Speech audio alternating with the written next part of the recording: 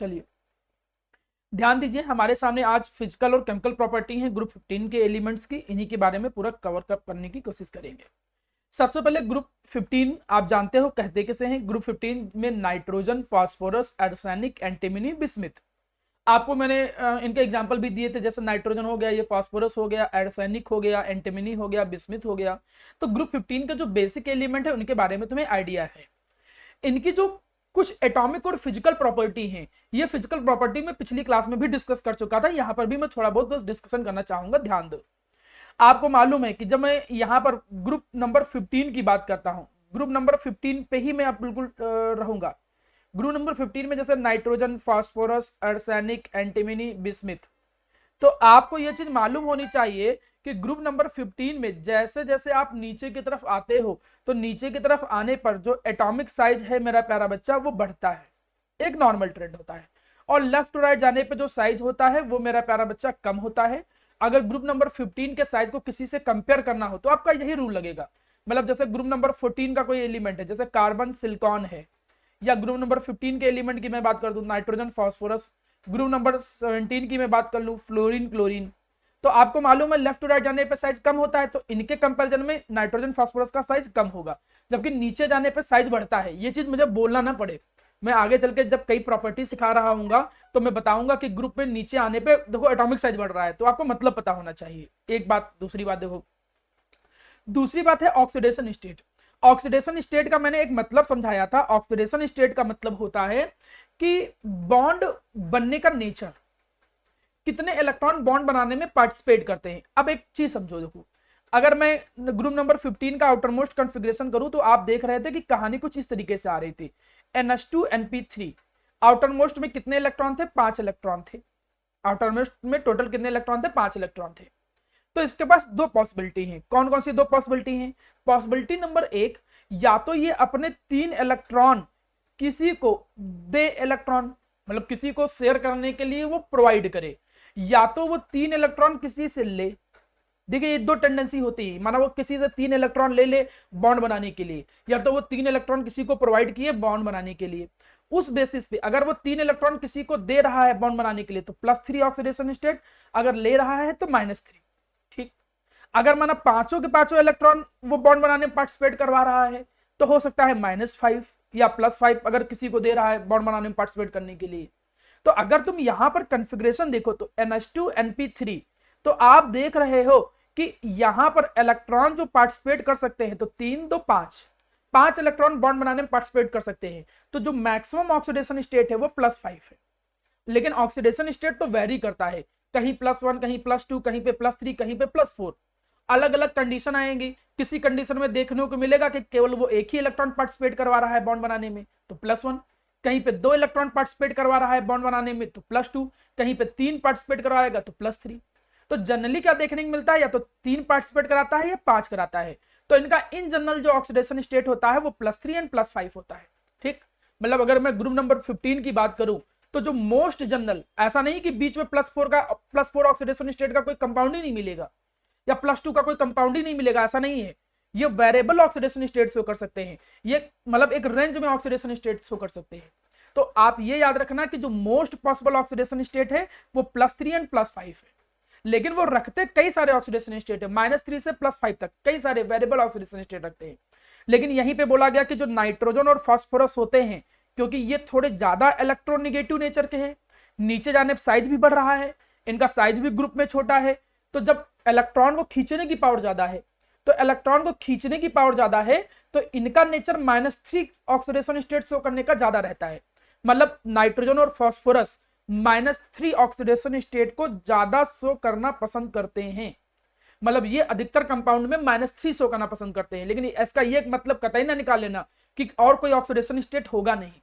हम in general की बात करते हैं कि ज्यादातर कंपाउंड में देखने को मिलेगा कि ग्रुप नंबर 15 +3 या +5 शो करेगा, नाइट्रोजन फास्फोरस -3 शो करेंगे। लेकिन ओवरऑल ये रहता है कि इसकी पूरी रेंज होती है वेरिएबल ऑक्सीडेशन स्टेट की, वो -3 से +5 तक कोई भी ऑक्सीडेशन स्टेट शो कर सकता है, depend on the that compound. कितने इलेक्ट्रॉन वो बॉन्ड बनाने में पार्टिसिपेट करवा रहा है, कितने एक्सेप्ट कर रहा है, इस बेसिस पे अलग अलग वेरिएबल ऑक्सीडेशन स्टेट होगा। लेकिन जो आपको दिमाग में रखना है वो बस इतना रखना है कि नाइट्रोजन फास्फोरस जनरली -3 शो करते हैं, बाकी जो अदर्स हैं वो जनरली +3 एंड +5 शो करते हैं। बाकी इनकी रेंज इतनी होती है ऑक्सीडेशन स्टेट की। थोड़ा बहुत ऑक्सीडेशन स्टेट का और कॉन्सेप्ट धीरे धीरे क्लियर होगा, परेशान ना हो। रही बात आयनाइजेशन एंथैल्पी की, तो आयनाइजेशन एंथैल्पी का बेसिक ट्रेंड आप जानते ही हो, मुझे बताने की जरूरत नहीं है। लेफ्ट टू राइट जाने पे आयनाइजेशन एनर्जी बढ़ती है, आपको ये चीज पता है बहुत अच्छे से। लेफ्ट टू राइट जाने पे आयनाइजेशन एनर्जी इसलिए बढ़ती है क्योंकि इलेक्ट्रॉन को निकालना कठिन होता है, to remove the electron become difficult, क्योंकि साइज जो होता है वो डिक्रीज होता चला जाता है। जैसे जैसे साइज डिक्रीज होता चला जाएगा न्यूक्लियर फोर्स बढ़ता चला जाएगा। इस वजह से ionization energy left to right जाने पे इंक्रीज होती है, और नीचे आने पे आयनाइजेशन एनर्जी जो होती है वो मेरा प्यारा बच्चा डिक्रीज होती है। लेकिन कुछ एक्सेप्शन केस हैं जो क्लास 11 में भी पढ़ा था, इसलिए इसको याद जरूर रखना, क्योंकि चैप्टर में अगर हो तो कंपैरिजन आ सकता है। अगर मैं ग्रुप 15 की बात करूं और मैं ग्रुप 14 की बात करूं, ठीक है जी, और मैं यहां पर ग्रुप 16 की बात करूं, तो ये तो ऑब्वियस है कि आयनाइजेशन एनर्जी ग्रुप 15 की 14 से तो ज्यादा होगी, ये तो नॉर्मल ट्रेंड है, इसमें तो कोई टेंशन नहीं है। लेकिन एक एक्सेप्शन केस जो क्रिएट होता है वो ये कि ग्रुप 15 में और ग्रुप 16 में नियम के अकॉर्डिंग इसकी ज्यादा होनी चाहिए थी आयनाइजेशन एनर्जी ग्रुप 16 की। क्यों? क्योंकि वो राइट साइड में है, और राइट साइड में आयनाइजेशन एनर्जी बढ़ती है तो ग्रुप 16 की ज्यादा होनी चाहिए। लेकिन एक एक्सेप्शन क्रिएट होता है कि जो आयनाइजेशन एनर्जी होता है ग्रुप 15 का वो ज्यादा हो जाता है आयनाइजेशन एनर्जी ऑफ ग्रुप 16 के। ये बात ध्यान रखिएगा। इसी को दूसरे क्वेश्चन की फॉर्म में भी बना देते हैं, जैसे आयनाइजेशन एनर्जी ऑफ नाइट्रोजन, पहला element of group 15, ionization energy of phosphorus से क्यों ज्यादा है, आयनाइजेशन एनर्जी ऑफ ऑक्सीजन से, आयनाइजेशन एनर्जी ऑफ जो फास्फोरस है वो आयनाइजेशन एनर्जी ऑफ सल्फर से क्यों ज्यादा है। ये क्वेश्चन कुछ इस तरीके से पूछे जाते हैं, समझो जरा, इसको समझ लो अच्छे से, नहीं तो कंफ्यूजन ना रहे। ये हुआ नाइट्रोजन, ये हुआ फास्फोरस, ये हुआ arsenic and so on, oxygen, sulphur, selenium and so on. It is group number 15, और ये क्या है? Group number 16। नियम के अकॉर्डिंग, जनरल ट्रेंड के अकॉर्डिंग 16 की आयनाइजेशन एनर्जी ज्यादा होनी चाहिए, क्योंकि नियम देखो ये क्या कह रहा है, लेफ्ट टू राइट जाने पे आयनाइजेशन एनर्जी बढ़ती है।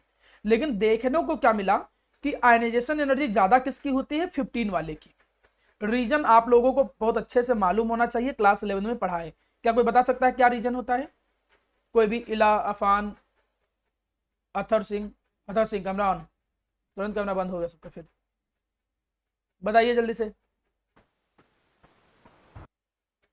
अरे ये क्या बात हुई? तुम लोग 12th में आ गए हो। प्रियांशी गुप्ता बताओ। सर एक बार क्वेश्चन रिपीट कर दीजिए, सही सुन नहीं आयनाइजेशन पाया। एनर्जी ग्रुप 15 की सर 16 से ज्यादा क्यों होती है? हाँ सर बोलो हाफ सुरेश। शेल्ड होता है, हाफ शेल फील्ड होती हाफ है। सील्ड नहीं होता है, हाफ फील्ड होता है। Shell shell half cell. Sir shell half filled होती है। तो हाफ सेल का क्या मतलब होता है? सेल तो पूरी ही होती है, हाफ फील्ड होता है सेल। ठीक है, यहाँ हाफ फील्ड होता है, हाफ सेल का कोई मतलब नहीं है। तो यहाँ पर देखिए, ये सब चीजें यार तुमने क्लास 11 में अगर नहीं पढ़ी है तो थोड़ा सा चिंता वाली बात है। यही देखो अंतर होता है कि ऑफलाइन ऑनलाइन का। ग्रुप 15 का जो आउटर मोस्ट कॉन्फ़िगरेशन होता था दैट इज NH2 NP3, ये आउटर मोस्ट कॉन्फ़िगरेशन होता था। अब आपको मालूम है कि जो इलेक्ट्रॉन निकलना होगा वो यहीं से निकलेगा, और P3 जो है वो हाफ फील्ड है। हाफ फील्ड होने का मतलब क्या है कि देखिए एक एक इलेक्ट्रॉन भरा है, और आपको मैं बता दूं जो हाफ फील्ड और फुली फील्ड कॉन्फ़िगरेशन होते हैं वो एक्स्ट्रा स्टेबल होते हैं, मतलब उनकी स्टेबिलिटी थोड़ा ज्यादा होती है। इसके पीछे क्लास 11 में रीजन पढ़ाए जाते थे, सिमेट्री और एक्सचेंज एनर्जी, अभी मैं उस पर नहीं जाऊंगा।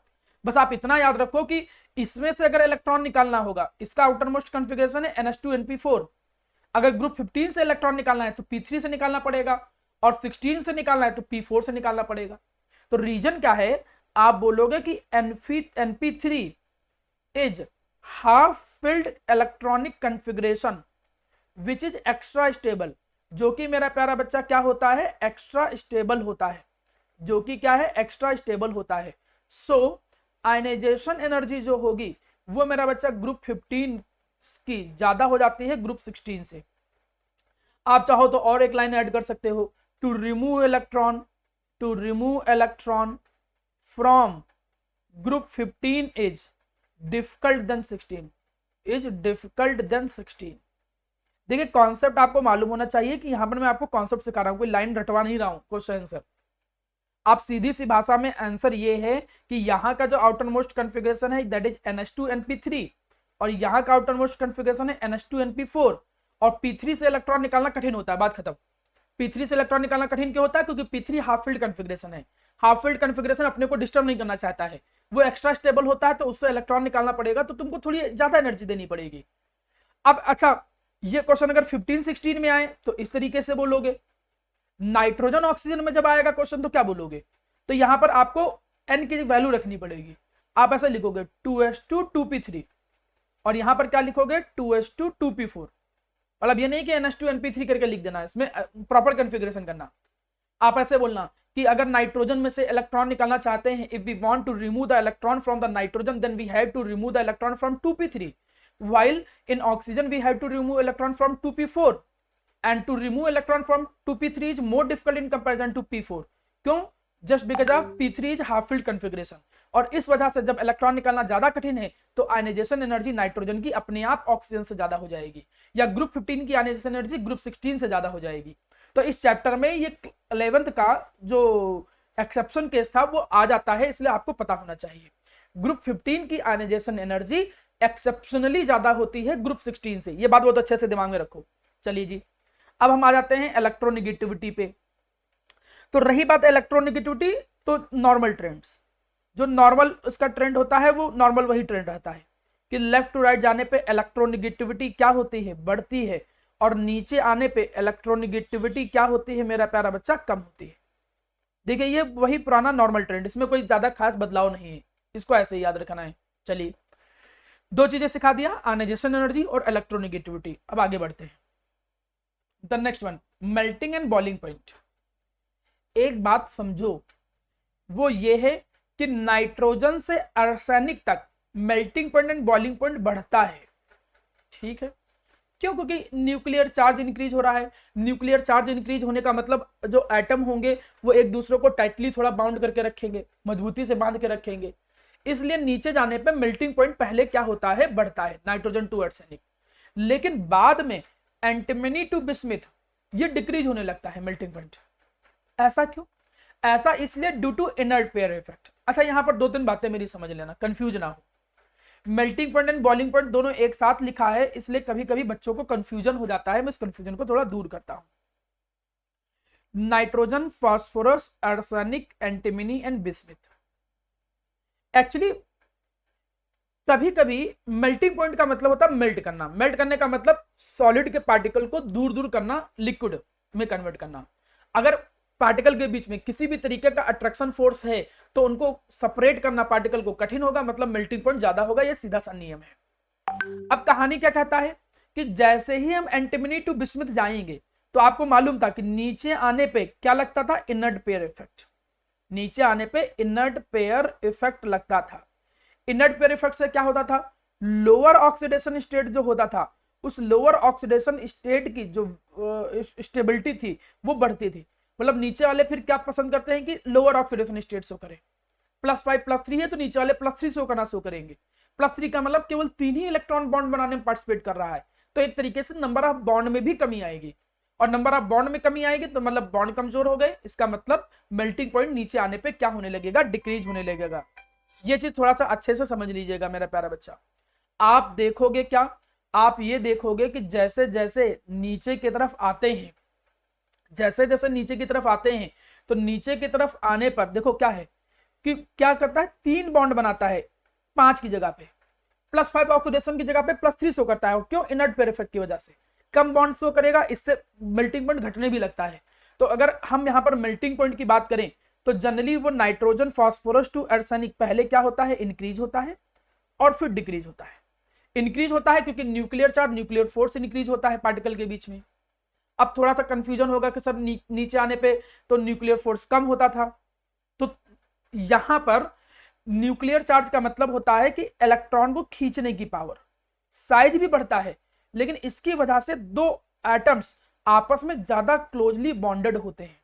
मतलब सीधा सा नियम यह है यार कि जब कभी भी तुमको प्रूफ करना हो कि मेल्टिंग पॉइंट ज्यादा है, मतलब अट्रैक्शन फोर्स ज्यादा है, बस बात खत्म। मोर नंबर ऑफ बॉन्ड बनाना, ऊपर जनरली क्या करते हैं, +5 शो करते हैं, +5 ऑक्सीडेशन स्टेट शो करेंगे तो ज्यादा नंबर ऑफ बॉन्ड बनेंगे, मेल्टिंग पॉइंट बॉइलिंग पॉइंट ज्यादा होगा ही होगा। और नीचे आने पे वही वैल्यू क्या होने लगती है, घटने लगती है, क्योंकि नंबर ऑफ बॉन्ड डिक्रीज होने लगते हैं due to inert pair effect. एक तो रीजन ये है, बाकी कुछ और जो रीजन आएंगे मैं डिस्कस करूंगा। Density increase regularly down a group.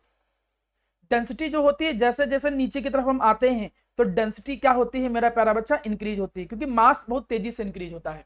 Density equal to क्या होता है, मास पर यूनिट वॉल्यूम। वॉल्यूम भी बढ़ रहा है तो डेंसिटी कम होनी चाहिए, लेकिन मास उसके कंपैरिजन में ज्यादा इंक्रीज होता है। इस वजह से देखा गया कि डेंसिटी नीचे आने पे क्या होती है मेरा प्यारा बच्चा, इंक्रीज होती है रेगुलर बेसिस पे। तो ये कुछ बेसिक ट्रेंड है, आपको बुकलेट में सेम टू सेम मिल जाएंगे। मैंने कोशिश यही किया कि बुकलेट का ही कंटेंट उठाया, जैसे जब रीड करो तो सेम लैंग्वेज मिले आपको। ठीक है, आगे बढ़ते हैं।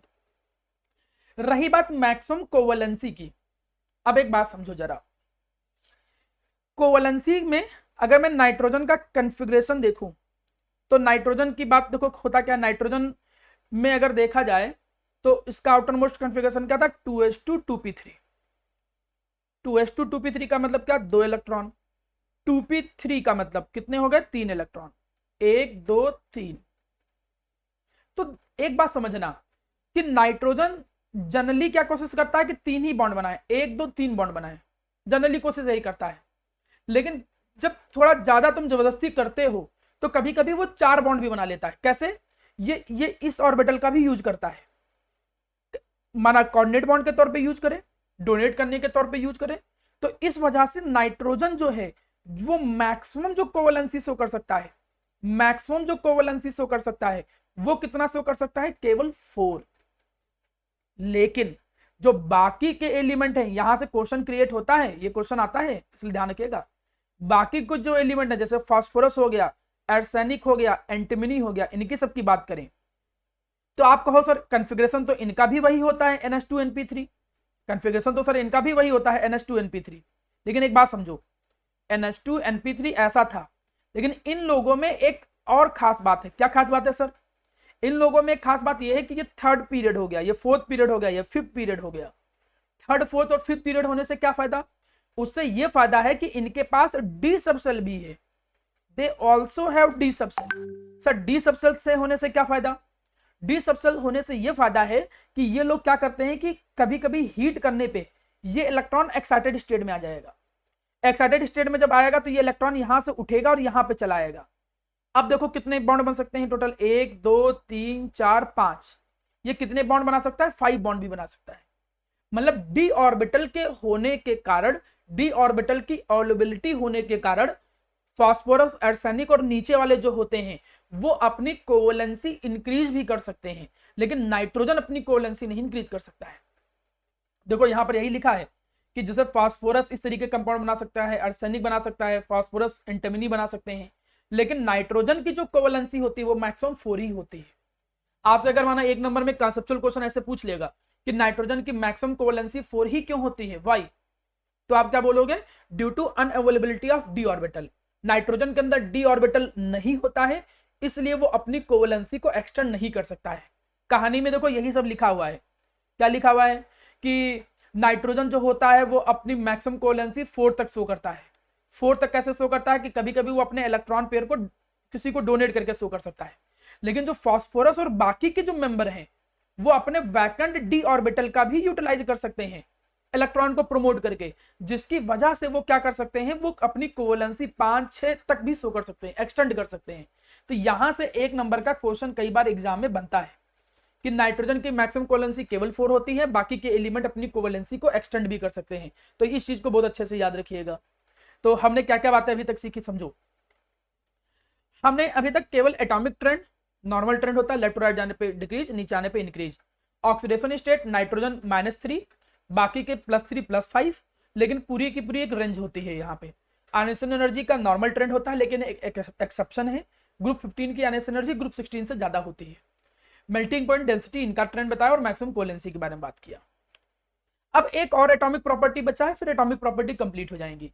The last atomic property is multiple bond. आपको मालूम है कि मल्टीपल बॉन्ड बनने का मतलब, आपको यह मालूम है कि मल्टीपल बॉन्ड बनने का मतलब कि double bond and triple bond. Multiple bond बनने का मतलब double bond and triple bond.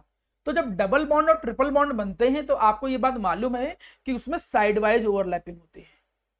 उनमें क्या होती है, साइड वाइज ओवरलैपिंग होती है, ऐसे उनमें क्या होती है, साइड वाइज ओवरलैपिंग होती है। तो उससे बनता क्या है, पाई बॉन्ड बनता है। लेकिन मैं आपको एक बात बता दूं, इस पाई बॉन्ड के टाइप भी कई तरीके के बताए गए, ये थोड़ा ध्यान दीजिएगा। जैसे ये जो पाई बॉन्ड बनता है इसको लोग ऐसे बोलते हैं, या तो पी पाई बॉन्ड बोलेंगे, ऐसा नाम सुनने को मिलेगा, या तो पी पाई डी पाई मिलने को मिलेगा, या तो डी पाई सुनने को मिलेगा। मतलब पाई बॉन्ड 3 तरीके के हो गए। पाई बॉन्ड बनते कैसे हैं ये भी आपको मालूम होना चाहिए, ये साइड वाइज ओवरलैपिंग से बनते हैं। आपको मालूम है कि भैया जब एटॉमिक ऑर्बिटल की साइड वाइज ओवरलैपिंग होती है तो क्या बनते हैं, पाई बॉन्ड बनते हैं। लेकिन ये पाई बॉन्ड 3 तरीके के हो गए, पी पाई डी पाई। ये किस पर बेस है कि कौन से ऑर्बिटल साइड वाइज ओवरलैप कर रहे हैं, करेंगे साइड वाइज ओवरलैप ही, लेकिन कौन से। देखो इसका पी इसके पी के साथ ओवरलैप कर रहा है, देखो इसका पी इसके साथ ओवरलैप कर रहा है, तो कौन सा बनना है, पी पाई। इसका पी डी वाले के साथ ओवरलैप कर रहा है, तो पाई बॉन्ड जो बनेगा उस पाई बॉन्ड को क्या बोलेंगे, पी पाई डी पाई बोलेंगे। ये दोनों डी साइड वाइज ओवरलैप कर रहे हैं, इससे जो पाई बॉन्ड बनेगा वो पी पाई डी पाई बनेगा। मतलब पाई बॉन्ड बनता है साइड वाइज ओवरलैपिंग से, वो साइड वाइज ओवरलैपिंग किसके बीच में हो रही है, उस बेसिस पे पी पाई डी पाई और डी पाई ऐसे बॉन्ड बनते हैं। अब एक बात समझो जरा, मैं सिखाना क्या चाह रहा हूं, मैं सिखाना यह चाह रहा हूं कि नाइट्रोजन के पास तो डी ऑर्बिटल होता नहीं है, don't have D orbital. Nitrogen के पास तो डी ऑर्बिटल होता ही नहीं ना, नहीं होता है। जब नहीं होता है सो इट कांट फॉर्म, इसका मतलब वो नहीं बना सकता है। क्या नहीं बना सकता है, P pi D pi and D pi bond, क्योंकि जब डी है ही नहीं तो बनाएगा कहां से उसके पास। जब डी ऑर्बिटल होगा तभी तो वो पी पाई डी पाई या डी पाई बना पाएगा, ठीक, तो बना ही नहीं सकता है। इससे फर्क क्या पड़ता है, अब मन में यह आएगा कि भाई इस चीज से सर फर्क क्या पड़ता है। इस चीज से यह फर्क पड़ता है कि ज्यादातर जो एलिमेंट होते थे, जैसे ये देखो फास्फोरस इस तरीके के कंपाउंड बना सकते हैं, जैसे R3 का मतलब 3 एल्काइल ग्रुप है। इसके पीछे 2 वजह है, कौन कौन सी 2 वजह है, डी ऑर्बिटल का होना ही एक बड़ी वजह है, वैसे मेन वजह, क्योंकि डी ऑर्बिटल के कारण वो अपनी वैलेंसी एक्सटेंड कर सकता था।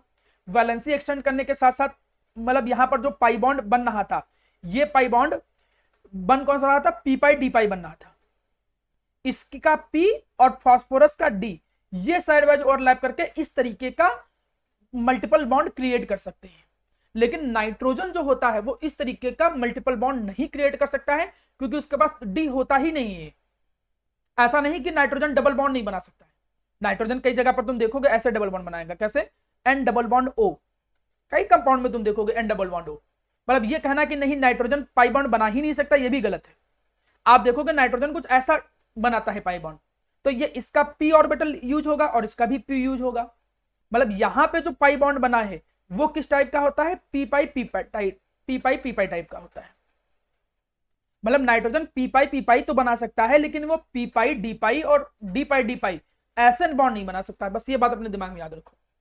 इन्हीं वजह होने की वजह से ये इस तरीके के कंपाउंड नाइट्रोजन नहीं बना सकता। एनसीईआरटी की एक्सरसाइज का क्वेश्चन है, आप चेक करिएगा, लास्ट में क्वेश्चन है कि phosphorus can form this type of compound but nitrogen can not.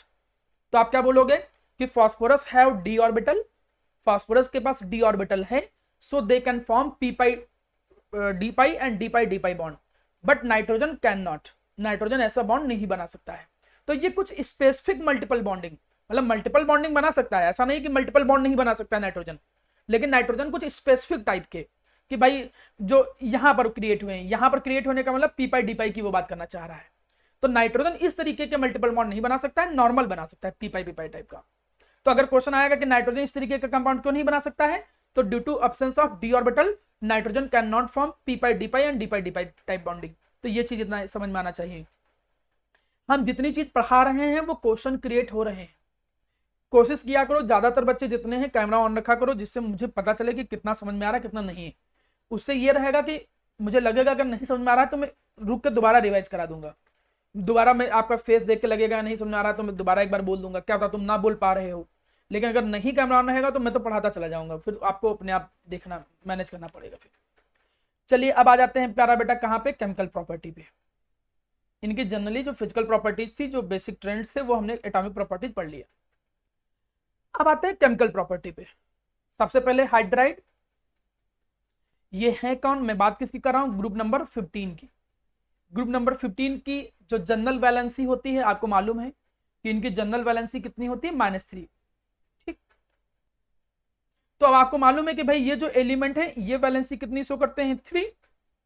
मैं मैग्नीट्यूड लिख रहा हूं, ठीक, -3। और हाइड्रोजन कितनी वैलेंसी शो करते हैं, 1। तो क्रॉस मल्टीप्लाई अगर करेंगे तो ये किस टाइप का हाइड्राइड बनाएंगे, they will form the hydride like EH3 type का। मतलब ग्रुप नंबर 15 के एलिमेंट जो जनरली देखने को मिलता है वो किस तरीके का हाइड्राइड बनाते हैं, EH3 टाइप का। For example NH3 ammonia, PH3 phosphine, nitrogen phosphorus arsenic trihydride, nitrogen phosphorus arsenic antimony bismuth. तो आप देखोगे कि कुछ इस तरीके के हाइड्राइड आपको देखने को मिलते हैं। देखिए अगर मैं बात करूं ग्रुप 15 के हाइड्राइड, तो आपके तुरंत दिमाग में ये पूरा टेबल आनी चाहिए कि NH3 PH3 arsenic hydride antimony hydride and this group 15 के हाइड्राइड का मतलब यही हाइड्राइड, ठीक, क्योंकि ये हाइड्राइड किस तरीके बनाते हैं ये। अब जो बताने जा रहा हूं वो ज्यादा जरूरी चीज है। क्यों ज्यादा जरूरी चीज है, क्योंकि यहां से तुम अगर पिछले साल के पेपर उठाओ तो पिछले साल के पेपर में आप देखोगे कि कई सारे वेरिएशन अरेंज करने कहता है बताओ कौन करेक्ट अरेंजमेंट है, या इनको थर्मल स्टेबिलिटी के अकॉर्डिंग अरेंज करो, इनको रिड्यूसिंग करेक्टर के अकॉर्डिंग अरेंज करो। तो ये चीज जानकारी बहुत ज्यादा आती है। अब इसी चीज को सिखा रहा हूं, ध्यान दो। पहला आया है थर्मल स्टेबिलिटी। थर्मल स्टेबिलिटी क्या होता है, इसी के बारे में है थर्मल स्टेबिलिटी। तो थर्मल स्टेबिलिटी नीचे आने पे क्या होता है, डिक्रीज होता है। मैं यहां पर लिख भी दे रहा हूं, यहां पर मैं लिख दिया कि भाई जो थर्मल स्टेबिलिटी है वो नीचे आने पे डिक्रीज होती है। ऐसा क्यों भैया, थर्मल स्टेबिलिटी का मतलब जब मैं हीट करूं तो बॉन्ड जल्दी टूटेगा कि नहीं टूटेगा। अगर हीट करने पे बॉन्ड जल्दी नहीं टूट रहा है मतलब वो थर्मल स्टेबल है, और अगर जल्दी टूट जा रहा है मतलब वो थर्मल स्टेबिलिटी उसकी अच्छी नहीं है।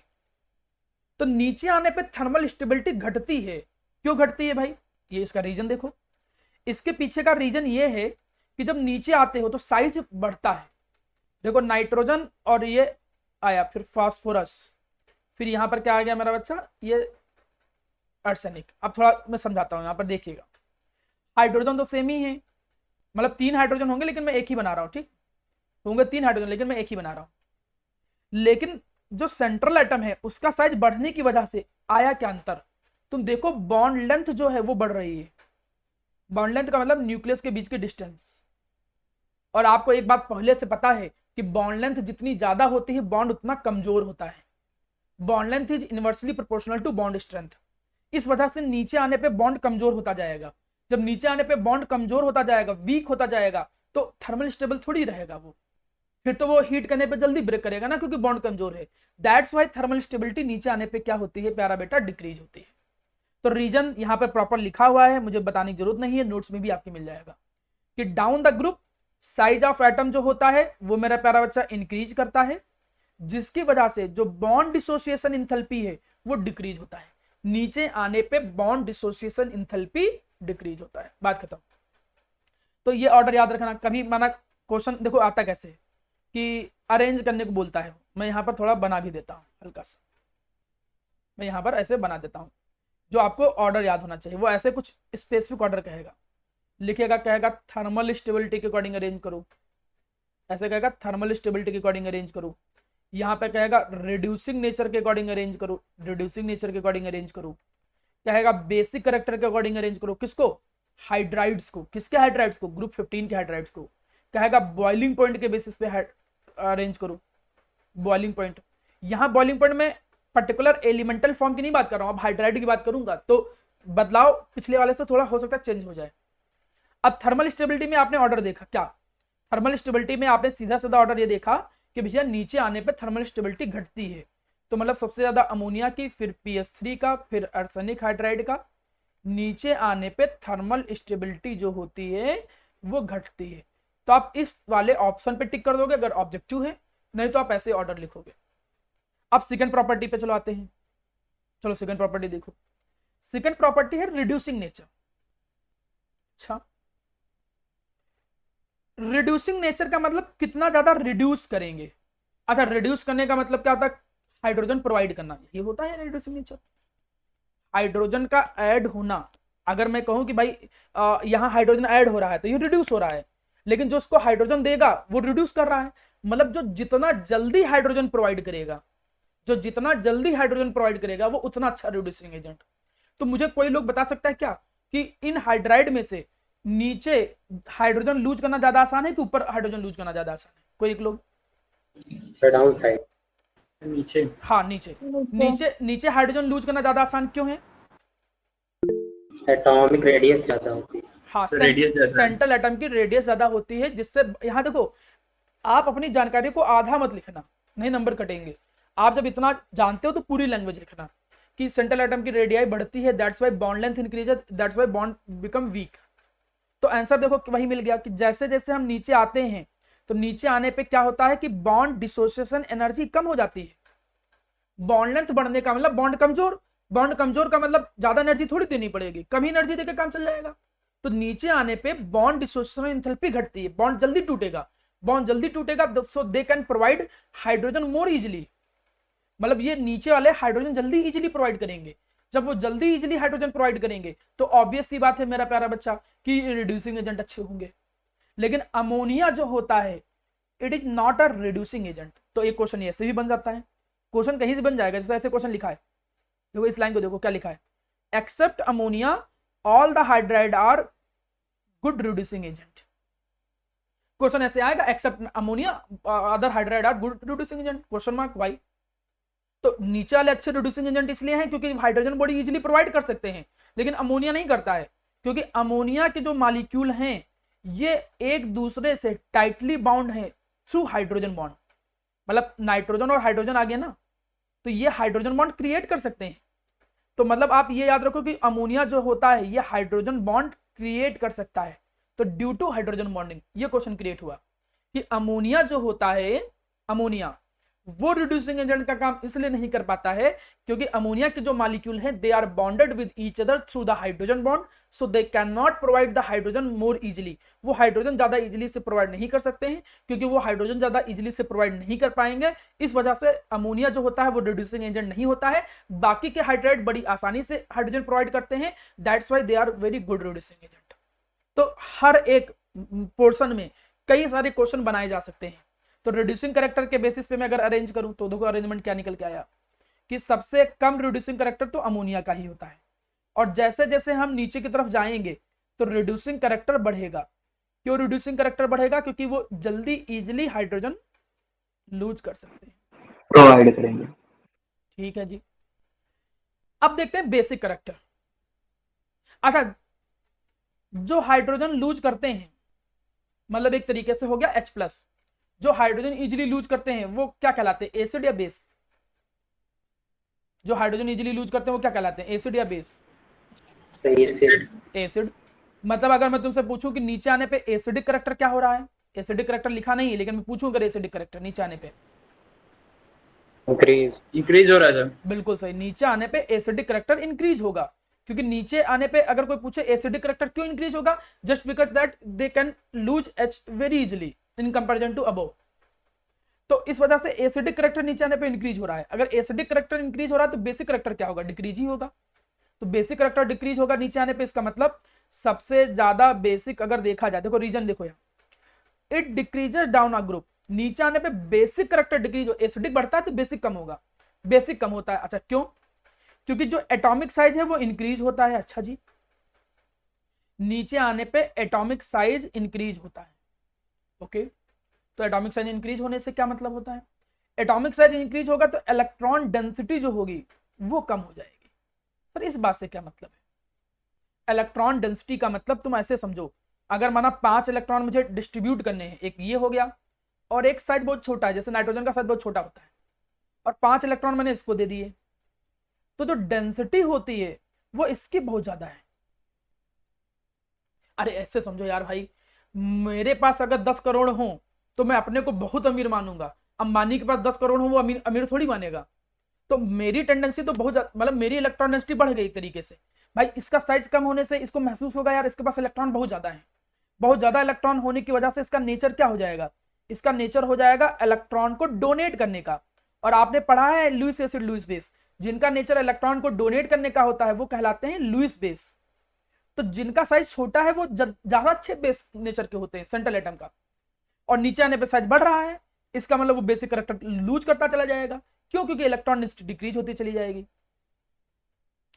सोलोनिक कह सकते हो आयनाइजेशन पोटेंशियल, लेकिन देखो बेसिक करैक्टर को जिस चीज से समझाया जाता है, हर एक फैक्टर एक दूसरे से कहीं ना कहीं किसी तरीके से जुड़ा है।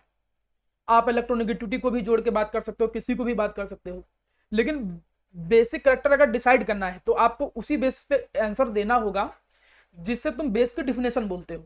जैसे बेस की डिफिनेशन तुम या तो बोलो कि इलेक्ट्रॉन को जल्दी लूज कर सकता है, OH माइनस की तो हम बात कर नहीं सकते थे, हाइड्रोक्साइड तो है नहीं ये जो OH माइनस की बात करें, या तो हाइड्रोजन इजिली नहीं लूज करता, मतलब कुछ ऐसा बोलना पड़ेगा जिससे एसिडिक नेचर प्रूफ हो जाए। तो यहाँ पे इलेक्ट्रॉन डेंसिटी का फैक्टर ही बोलना पड़ेगा। और आयनाइजेशन पोटेंशियल और ये जो प्रॉपर्टी होती है ये एक इंडिविजुअल एटॉमिक प्रॉपर्टी होती है। बच्ची का क्वेश्चन ये था कि सर हम आयनाइजेशन पोटेंशियल के बेसिस पे क्या एक्सप्लेन कर सकते हैं, वो बन ही नहीं सकता है, वो तो एक एटम की प्रॉपर्टी होती है। और यहां हम मॉलिक्यूल की बात कर रहे हैं, बेसिक करैक्टर की। मॉलिक्यूल का आयनाइजेशन पोटेंशियल कुछ नहीं होता है।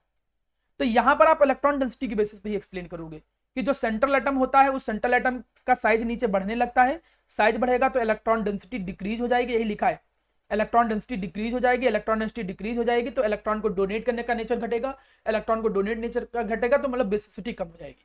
इसी वजह से अगर बेसिसिटी के बेसिस पे हम अरेंज करें तो नीचे आने पे बेसिसिटी घटती है, और अगर एसिडिटी आती तो उसका उल्टा हो जाता। हमने लिखा नहीं है पैटर्न, इसका यह मतलब नहीं कि पूछ नहीं सकता है, एसिडिटी का टर्म इसका उल्टा हो जाएगा। अभी तो मैं हाइड्राइड के बारे में बात कर रहा हूं। नाउ बॉइलिंग पॉइंट देखो, बॉइलिंग पॉइंट क्या कह रहा है, बॉइलिंग पॉइंट ऑफ अमोनिया जो होता है वो ग्रेटर देन pH 3 होता है।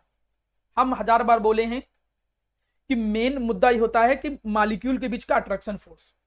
तो अमोनिया के मॉलिक्यूल, अमोनिया के जो मॉलिक्यूल हैं वो एक्सेप्शनली, मेरा प्यारा बच्चा, क्या है, वो थोड़ा ज्यादा मजबूती से बंधे होते हैं। क्यों? क्योंकि अमोनिया के जो मॉलिक्यूल हैं दे can form hydrogen bond with each other. ये एक्सेप्ट, बाकी कोई नहीं बना सकता है। अगर तुम ये सोचो कि pH 3 के मॉलिक्यूल फॉस्फीन के मॉलिक्यूल बना पाएंगे, नहीं, क्योंकि हाइड्रोजन बॉन्ड बनता है फॉन, fluorine, oxygen, nitrogen with hydrogen. तो अमोनिया के मॉलिक्यूल आपस में जुड़े होंगे तो इनको दूर करना कठिन है, मतलब बॉइलिंग पॉइंट ज्यादा होगा। तो अमोनिया एक्सेप्शनली फॉस्फीन से ज्यादा बॉइलिंग पॉइंट रखता है due to intermolecular hydrogen bonding, बीच में लगता है, ठीक। तो ये हो गया। लेकिन फिर सर बाकियों में क्या, तो बाकियों में कंपेयर किया जाएगा वंडर वॉल फोर्स। नीचे आने पे बॉइलिंग पॉइंट फिर इंक्रीज कर रहा है, देखो, क्योंकि यहां पे मॉलिक्यूलर मास इंक्रीज हो रहा है, मतलब वंडर वॉल फोर्स इंक्रीज हो रहा है। आपको मालूम होता है कि मॉलिक्यूल के बीच में एक अलग तरीके के फोर्स लगते हैं, भले वीक होते हो लेकिन फोर्स लगते हैं, that are known as van der Waals force. और नीचे आने पे मॉलिक्यूल का साइज भी बड़ा होगा, सेंट्रल एटम का जब साइज बड़ा हो रहा है तो वंडर वॉल फोर्स भी ज्यादा लगेंगे, तो नीचे आने पे बॉइलिंग पॉइंट इंक्रीज होता है। तो ये एक अजीब तरीका का वेरिएशन है। इसमें देखने को मिला कि अमोनिया का बॉइलिंग पॉइंट फॉस्फीन से ज्यादा होता है, अमोनिया का बॉइलिंग पॉइंट फॉस्फीन से ज्यादा होता है। लेकिन बाकी का जब कंपेयर करने को आया, बाकी का कंपेयर करने को, तो बाकी में देखा गया कि नीचे आने पे बॉइलिंग पॉइंट बढ़ता है, नीचे आने में बॉइलिंग पॉइंट बढ़ता है। तो अब जैसे मन में आएगा सर बाकियों का हम कंपैरिजन कैसे करेंगे, तो बाकियों का कंपैरिजन करते समय फिर तो परेशानी आ जाएगी, फिर देखना पड़ेगा कि वंडर वॉल फोर्स कितना ज्यादा है। इसीलिए वजह से ऐसा कोई क्वेश्चन नहीं क्रिएट करेगा कि आप बॉइलिंग पॉइंट का प्रॉपर ट्रेंड लिख के दिखाओ, क्योंकि इसमें तो एक्सेप्शनल रीजन आ गया हाइड्रोजन बॉन्डिंग, और इनमें वो हाइड्रोजन बॉन्डिंग नहीं है। तो इस वजह से ऐसा ट्रेंड वो खुद ही नहीं क्रिएट करेगा बोर्ड में जिससे आपको कंफ्यूजन है। बस इतना याद रखना, ऐसे पूछ लेगा कि अमोनिया का बॉइलिंग पॉइंट फॉस्फीन से ज्यादा क्यों होता है, तो आप बोलोगे अमोनिया का बॉइलिंग पॉइंट फॉस्फीन से ज्यादा इसलिए होता है क्योंकि अमोनिया के मॉलिक्यूल के बीच में हाइड्रोजन बॉन्डिंग लगती है। और बाकियों में नीचे आने पे जो होता है वो बॉइलिंग पॉइंट क्यों इंक्रीज होता है, क्योंकि नीचे आने वंडर वॉल फोर्स इंक्रीज होता है साइज बढ़ने के कारण। तो यहां पर हाइड्राइड के बारे में मैं डिस्कस कर रहा था, और हाइड्राइड की कुछ प्रॉपर्टी आपकी नजरों के सामने है, आप हाइड्राइड की इन प्रॉपर्टी को देख और समझ सकते हो। ठीक है, चलिए आगे बढ़ता हूं। यहां पर किसी को कोई डाउट आ रहा हो वो डाउट पूछ सकता है पहले। सर नाइट्रोजन के साथ थी कि बॉन्ड, मतलब हाइड्रोजन बॉन्डिंग हुई। यार पूरी दुनिया खत्म हो जाएगी, नाइट्रोजन के साथ ही क्यों बनाता है। क्लास 11 में तुम पास हो गए थे मृदुल? यस। हाइड्रोजन बॉन्डिंग वहां पढ़ाया जाता है बेटा। हाइड्रोजन बॉन्डिंग का मतलब होता है कि वो केवल तीन ही एलिमेंट, फ्लोरीन, ऑक्सीजन, नाइट्रोजन, यही हाइड्रोजन के साथ ही बॉन्ड बनाते हैं। और यही क्यों? क्योंकि इनमें जैसे ये अमोनिया का मॉलिक्यूल और ये अमोनिया का मॉलिक्यूल है, तो इसमें पोलैरिटी, मैं केवल एक एक बॉन्ड बना रहा हूँ, पूरा नहीं बना रहा हूँ, इसमें पोलैरिटी जल्दी आ जाती है। क्यों जल्दी आ जाती है? क्योंकि इलेक्ट्रोनेगेटिविटी का डिफरेंस बहुत ज्यादा है। Nitrogen is more electronegative in comparison to hydrogen, तो स्लाइटली नेगेटिव स्लाइटली पॉजिटिव जल्दी आता है, और जल्दी पोलैरिटी आएगा तो जल्दी अट्रैक्शन लगने लगेगा, इसकी वजह से हाइड्रोजन बॉन्डिंग। मतलब ये जो 3 फॉन वाले वर्ड हैं, फ्लोरीन, ऑक्सीजन, नाइट्रोजन, ये इतने ज्यादा इलेक्ट्रोनेगेटिव होते हैं कि मॉलिक्यूल के अंदर पोलैरिटी तुरंत क्रिएट कर देते हैं, और उस पोलैरिटी के कारण ही हाइड्रोजन बॉन्ड लगता है। ऐसा नहीं कि बाकियों में डिफरेंस होता नहीं है इलेक्ट्रोनेगेटिविटी का, लेकिन कम होता है। तो जब या तो हाइड्रोजन बॉन्डिंग में पढ़ाऊंगा तब आप इस चीज को मुझे अलग से पूछिएगा। तब तक बस इतना याद रखो कि फ्लोरीन, ऑक्सीजन, नाइट्रोजन, यही मॉलिक्यूल ही केवल हाइड्रोजन के साथ हाइड्रोजन बॉन्ड क्रिएट करते हैं, और नहीं कोई क्रिएट कर सकता है। ठीक, आगे बढ़ता हूं जी। अब हम आ जाते हैं हैलाइड्स पे। हैलाइड्स की भी कहानी लगभग वैसी ही है। देखो हैलाइड्स की कहानी क्या है, आपको मालूम है भैया कि एलिमेंट ग्रुप 15 वैलेंसी 3, हैलोजन की वैलेंसी 1, मोनोवैलेंट ये भी होता है। तो ये हैलाइड कैसा बनाएंगे? EX3 टाइप का बनाएंगे। ठीक है जी। लेकिन आपको मालूम है कि ग्रुप 15 के एलिमेंट 5 वैलेंसी भी बहुत पसंद करते हैं, वो 5 वैलेंसी भी शो करना। इसी वजह से हैलाइड आपको EX5 जैसा भी देखने को मिल जाता है। मतलब आपको हैलाइड 2 टाइप के देखने को मिलते हैं। जैसे मैं एग्जांपल दे दूं, तुमको PCl3 भी देखने को मिलता है और PCl5 भी देखने को मिलता है। तो जनरली ये 2 तरीके के हैलाइड बनाते हैं, PX3 और PX5। अच्छा, मैं एक क्वेश्चन पूछूं कि नीचे आने पे इस तरीके का हैलाइड ज्यादा बनेगा कि इस तरीके का हैलाइड ज्यादा बनेगा? कोई बता सकता है सर?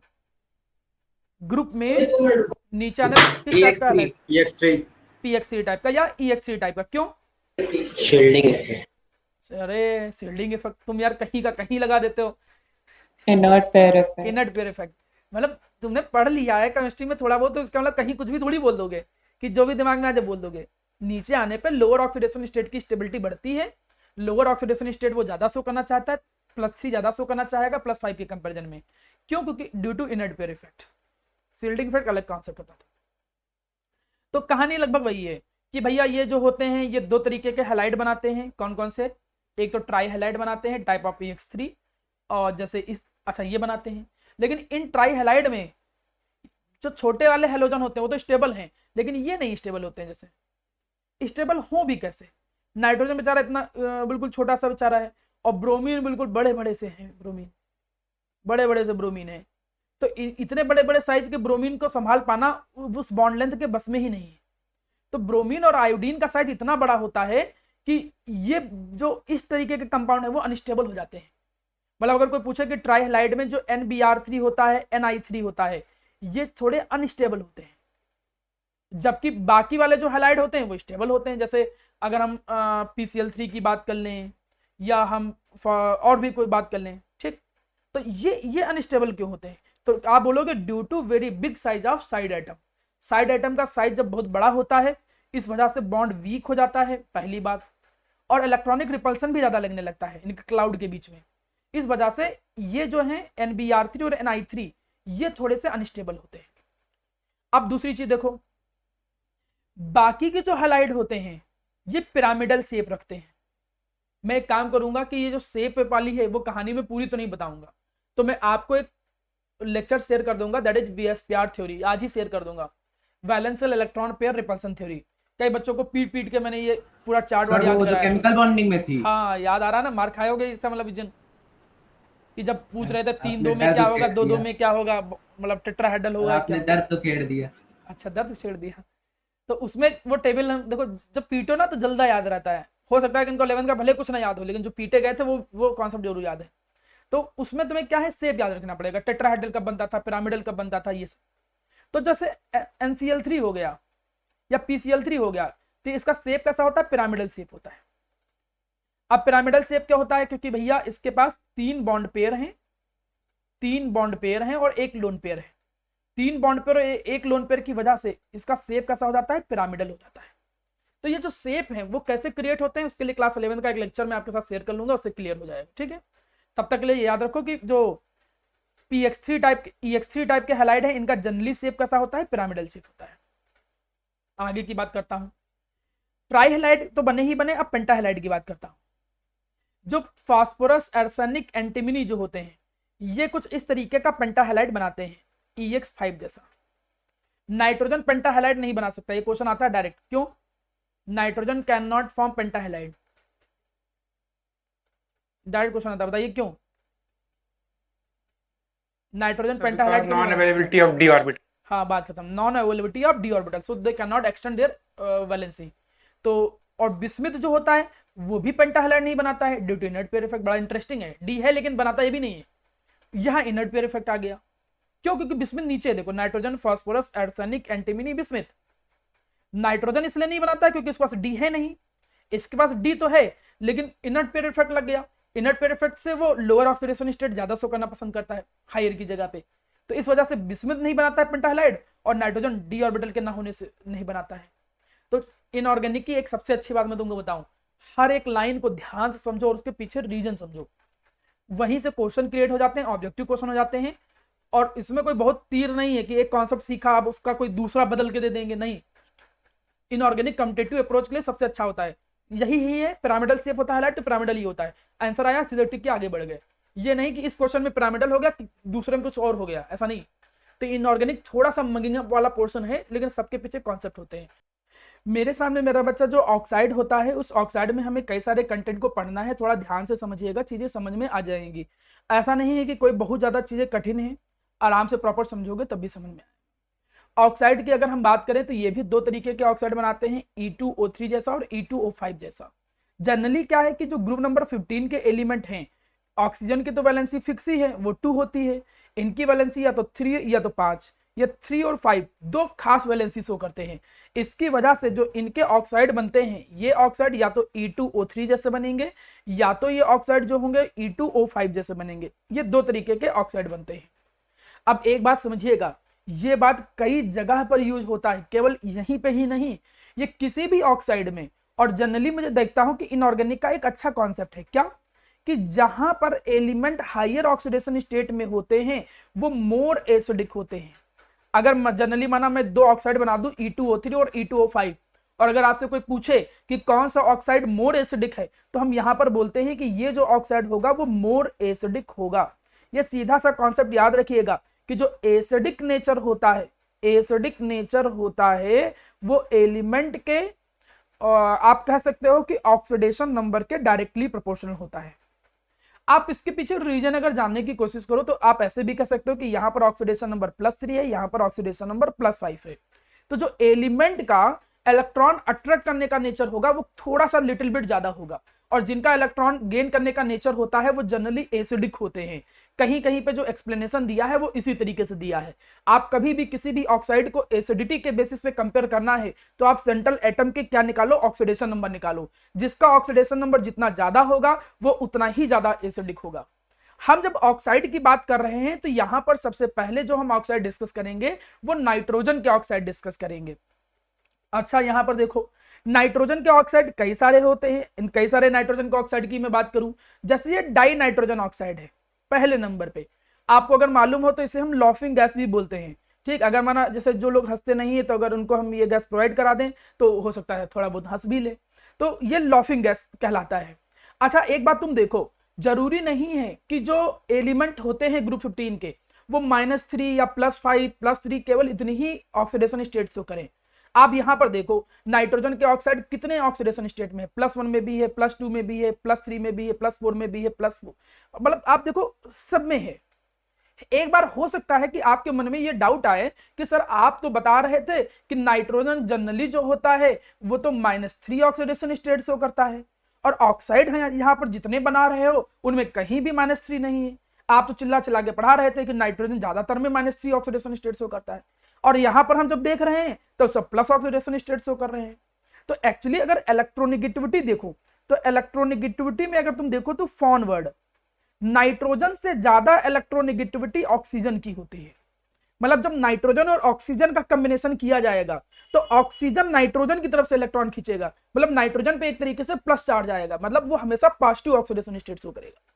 भाई अगर बाकी मैं छोड़ दूं, मतलब अगर मैं ऑक्सीजन और फ्लोरीन, फिर सुनो, ऑक्सीजन और फ्लोरीन को अगर मैं छोड़ दूं तो अगर इसके अलावा आप देखो तो मतलब इसके अलावा अगर आप किसी के साथ नाइट्रोजन का कॉम्बिनेशन करो तो नाइट्रोजन आपको ज्यादातर निगेटिव ऑक्सीडेशन स्टेट में दिखेगा।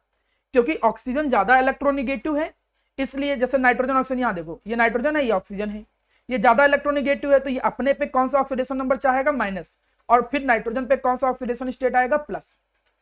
इसी वजह से जो आप ऑक्साइड देख रहे हो वो ज्यादातर आपको प्लस में दिख रहे हैं।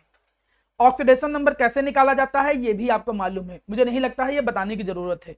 जैसे माना N2O है, आपको नाइट्रोजन का निकालना है ऑक्सीडेशन नंबर, तो आप कैसे निकालोगे, जिसका ऑक्सीडेशन नंबर निकालना होता था उसे x मानते थे, 2x, और ऑक्सीजन का -2 होता ही है, इक्वल टू 0, न्यूट्रल मॉलिक्यूल है, तो x का ऑक्सीडेशन नंबर यहां पर निकाला तो कितना आया, +1। तो ऑक्सीडेशन नंबर कैसे निकालोगे ये भी आपको आइडिया होना चाहिए, ये ना मुझे लगे कि आपको पता ही नहीं सर ऑक्सीडेशन नंबर कैसे है। N2O4 में +4 लिखा, लेकिन सर आया कैसे, तो आया कैसे, ये तो आपको पता है ना, N2O4 है, तो इसे क्या लिखोगे, 2x 4 - 2 = 0, सॉल्व करोगे तो x की वैल्यू +4। तो इसीलिए N2O4 में जो नाइट्रोजन है वो कौन से ऑक्सीडेशन स्टेट में है, +4 ऑक्सीडेशन स्टेट में है। तो नाइट्रोजन के ऑक्साइड कई सारे होते हैं, जैसे नाइट्रोजन डाई नाइट्रोजन ऑक्साइड हो गया, नाइट्रोजन मोनो ऑक्साइड हो गया, नाइट्रोजन ट्राई ऑक्साइड हो गया, नाइट्रोजन डाइऑक्साइड हो गया, ठीक, डाई नाइट्रोजन टेट्रा ऑक्साइड हो गया, डाई नाइट्रोजन पेंटा ऑक्साइड हो गया। तो ये अलग अलग तरीके के ऑक्साइड होते हैं, इनकी प्रिपरेशन भी आपके सामने है। देखिए पहली बात ध्यान सुनो, प्रिपरेशन में अधिकतर तुमको रिएक्शन याद करनी पड़ेंगी, लेकिन कुछ कुछ में पैटर्न बन जाता है। जैसे माना मुझे पहले वाले में पैटर्न बनाना हो, मुझे ये रिएक्शन याद करनी हो, तो हम आपको ऐसे याद कराते हैं कि तुम्हें अगर N2O बनाना है तो मतलब याद करना पड़ेगा पूरी हाँ टेबल। बेटा, देखो इनऑर्गेनिक का मतलब होता है कि अधिकतर इनऑर्गेनिक में चीजें तुमको रटनी ही है, लेकिन तब भी मैं कोशिश करूंगा कि कुछ का मैं पैटर्न सिखाऊं, कुछ में रूल्स बता दूं, कुछ में मैं कुछ फॉर्मेट बता दूं, जिससे आपका याद करने का पोर्शन केवल 10 से 15% ही बचे। अधिकतर जनरली लोग क्या करते हैं कि मैक्सिमम चीजें याद करवाते हैं, लेकिन मैं कोशिश करूंगा कि चीजों को रिड्यूस करूंगा। फिलहाल ये जो प्रिपरेशन के मेथड होते हैं डिफरेंट ऑक्साइड के, ये इतना ज्यादा एग्जाम में नहीं आते हैं in comparison to another reaction, लेकिन तब भी आप सिलेबस में है तो पता तो होना ही चाहिए। अब देखो जैसे पहला है, अब पहले में तुमको ये इतना याद करना पड़ेगा कि यार जो डाई नाइट्रोजन ऑक्साइड होता है वो अमोनियम नाइट्रेट के हीट करने से बनता है। अब जैसे ही अमोनियम नाइट्रेट को हीट किया तो जो मैक्सिमम वाटर है उनको रिमूव कर दो। मैक्सिमम वाटर को रिमूव करने का मतलब जैसे यहां से वाटर निकालोगे तो कितने वाटर बन जाएंगे, दो वाटर बनेंगे ना भाई, 4 हाइड्रोजन है तो 2 वाटर बन जाएंगे। अब 2 ऑक्सीजन यहां से निकल गए तो ये 2 वाटर तो पूरे निकल गए, 2 N बचे और 1 ऑक्सीजन बचा, तो देखो N2O बन गया। ऐसे थोड़े थोड़े पैटर्न बनाओगे तो अपने आप याद हो जाएगा। जैसे और है, जैसे N2O4 है, N2O4 एक डाइमर है, डाइमर का मतलब 2 यूनिट, मर का मतलब यूनिट, डाई का मतलब 2, तो ये NO2 के कॉम्बिनेशन से बनता है। जब 2 NO2 जुड़ते हैं तुम ऐसे देखो, 2 NO2 जोड़ो तो क्या बनेगा, NO2 N2O4 ही तो बनेगा।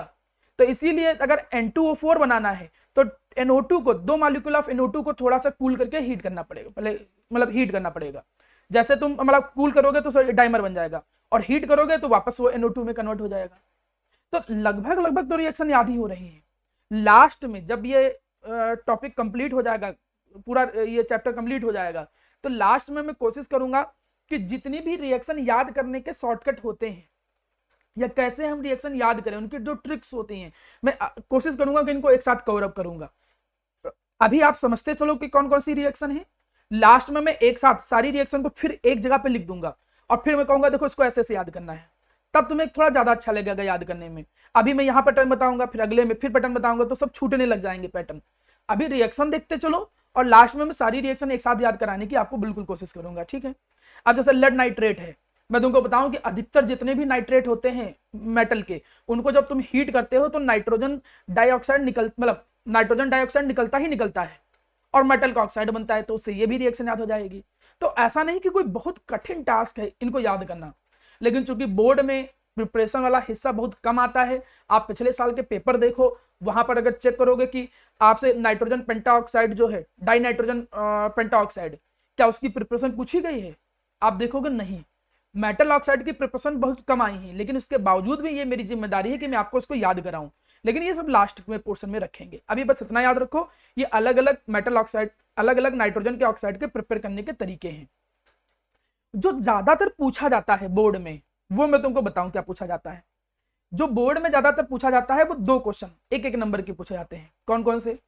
आपसे ऐसे ही कर देंगे कि N2O5 N2O4 इनका आप लुईस डॉट स्ट्रक्चर बना के दिखाओ, क्या बना के दिखाओ, लुईस डॉट स्ट्रक्चर।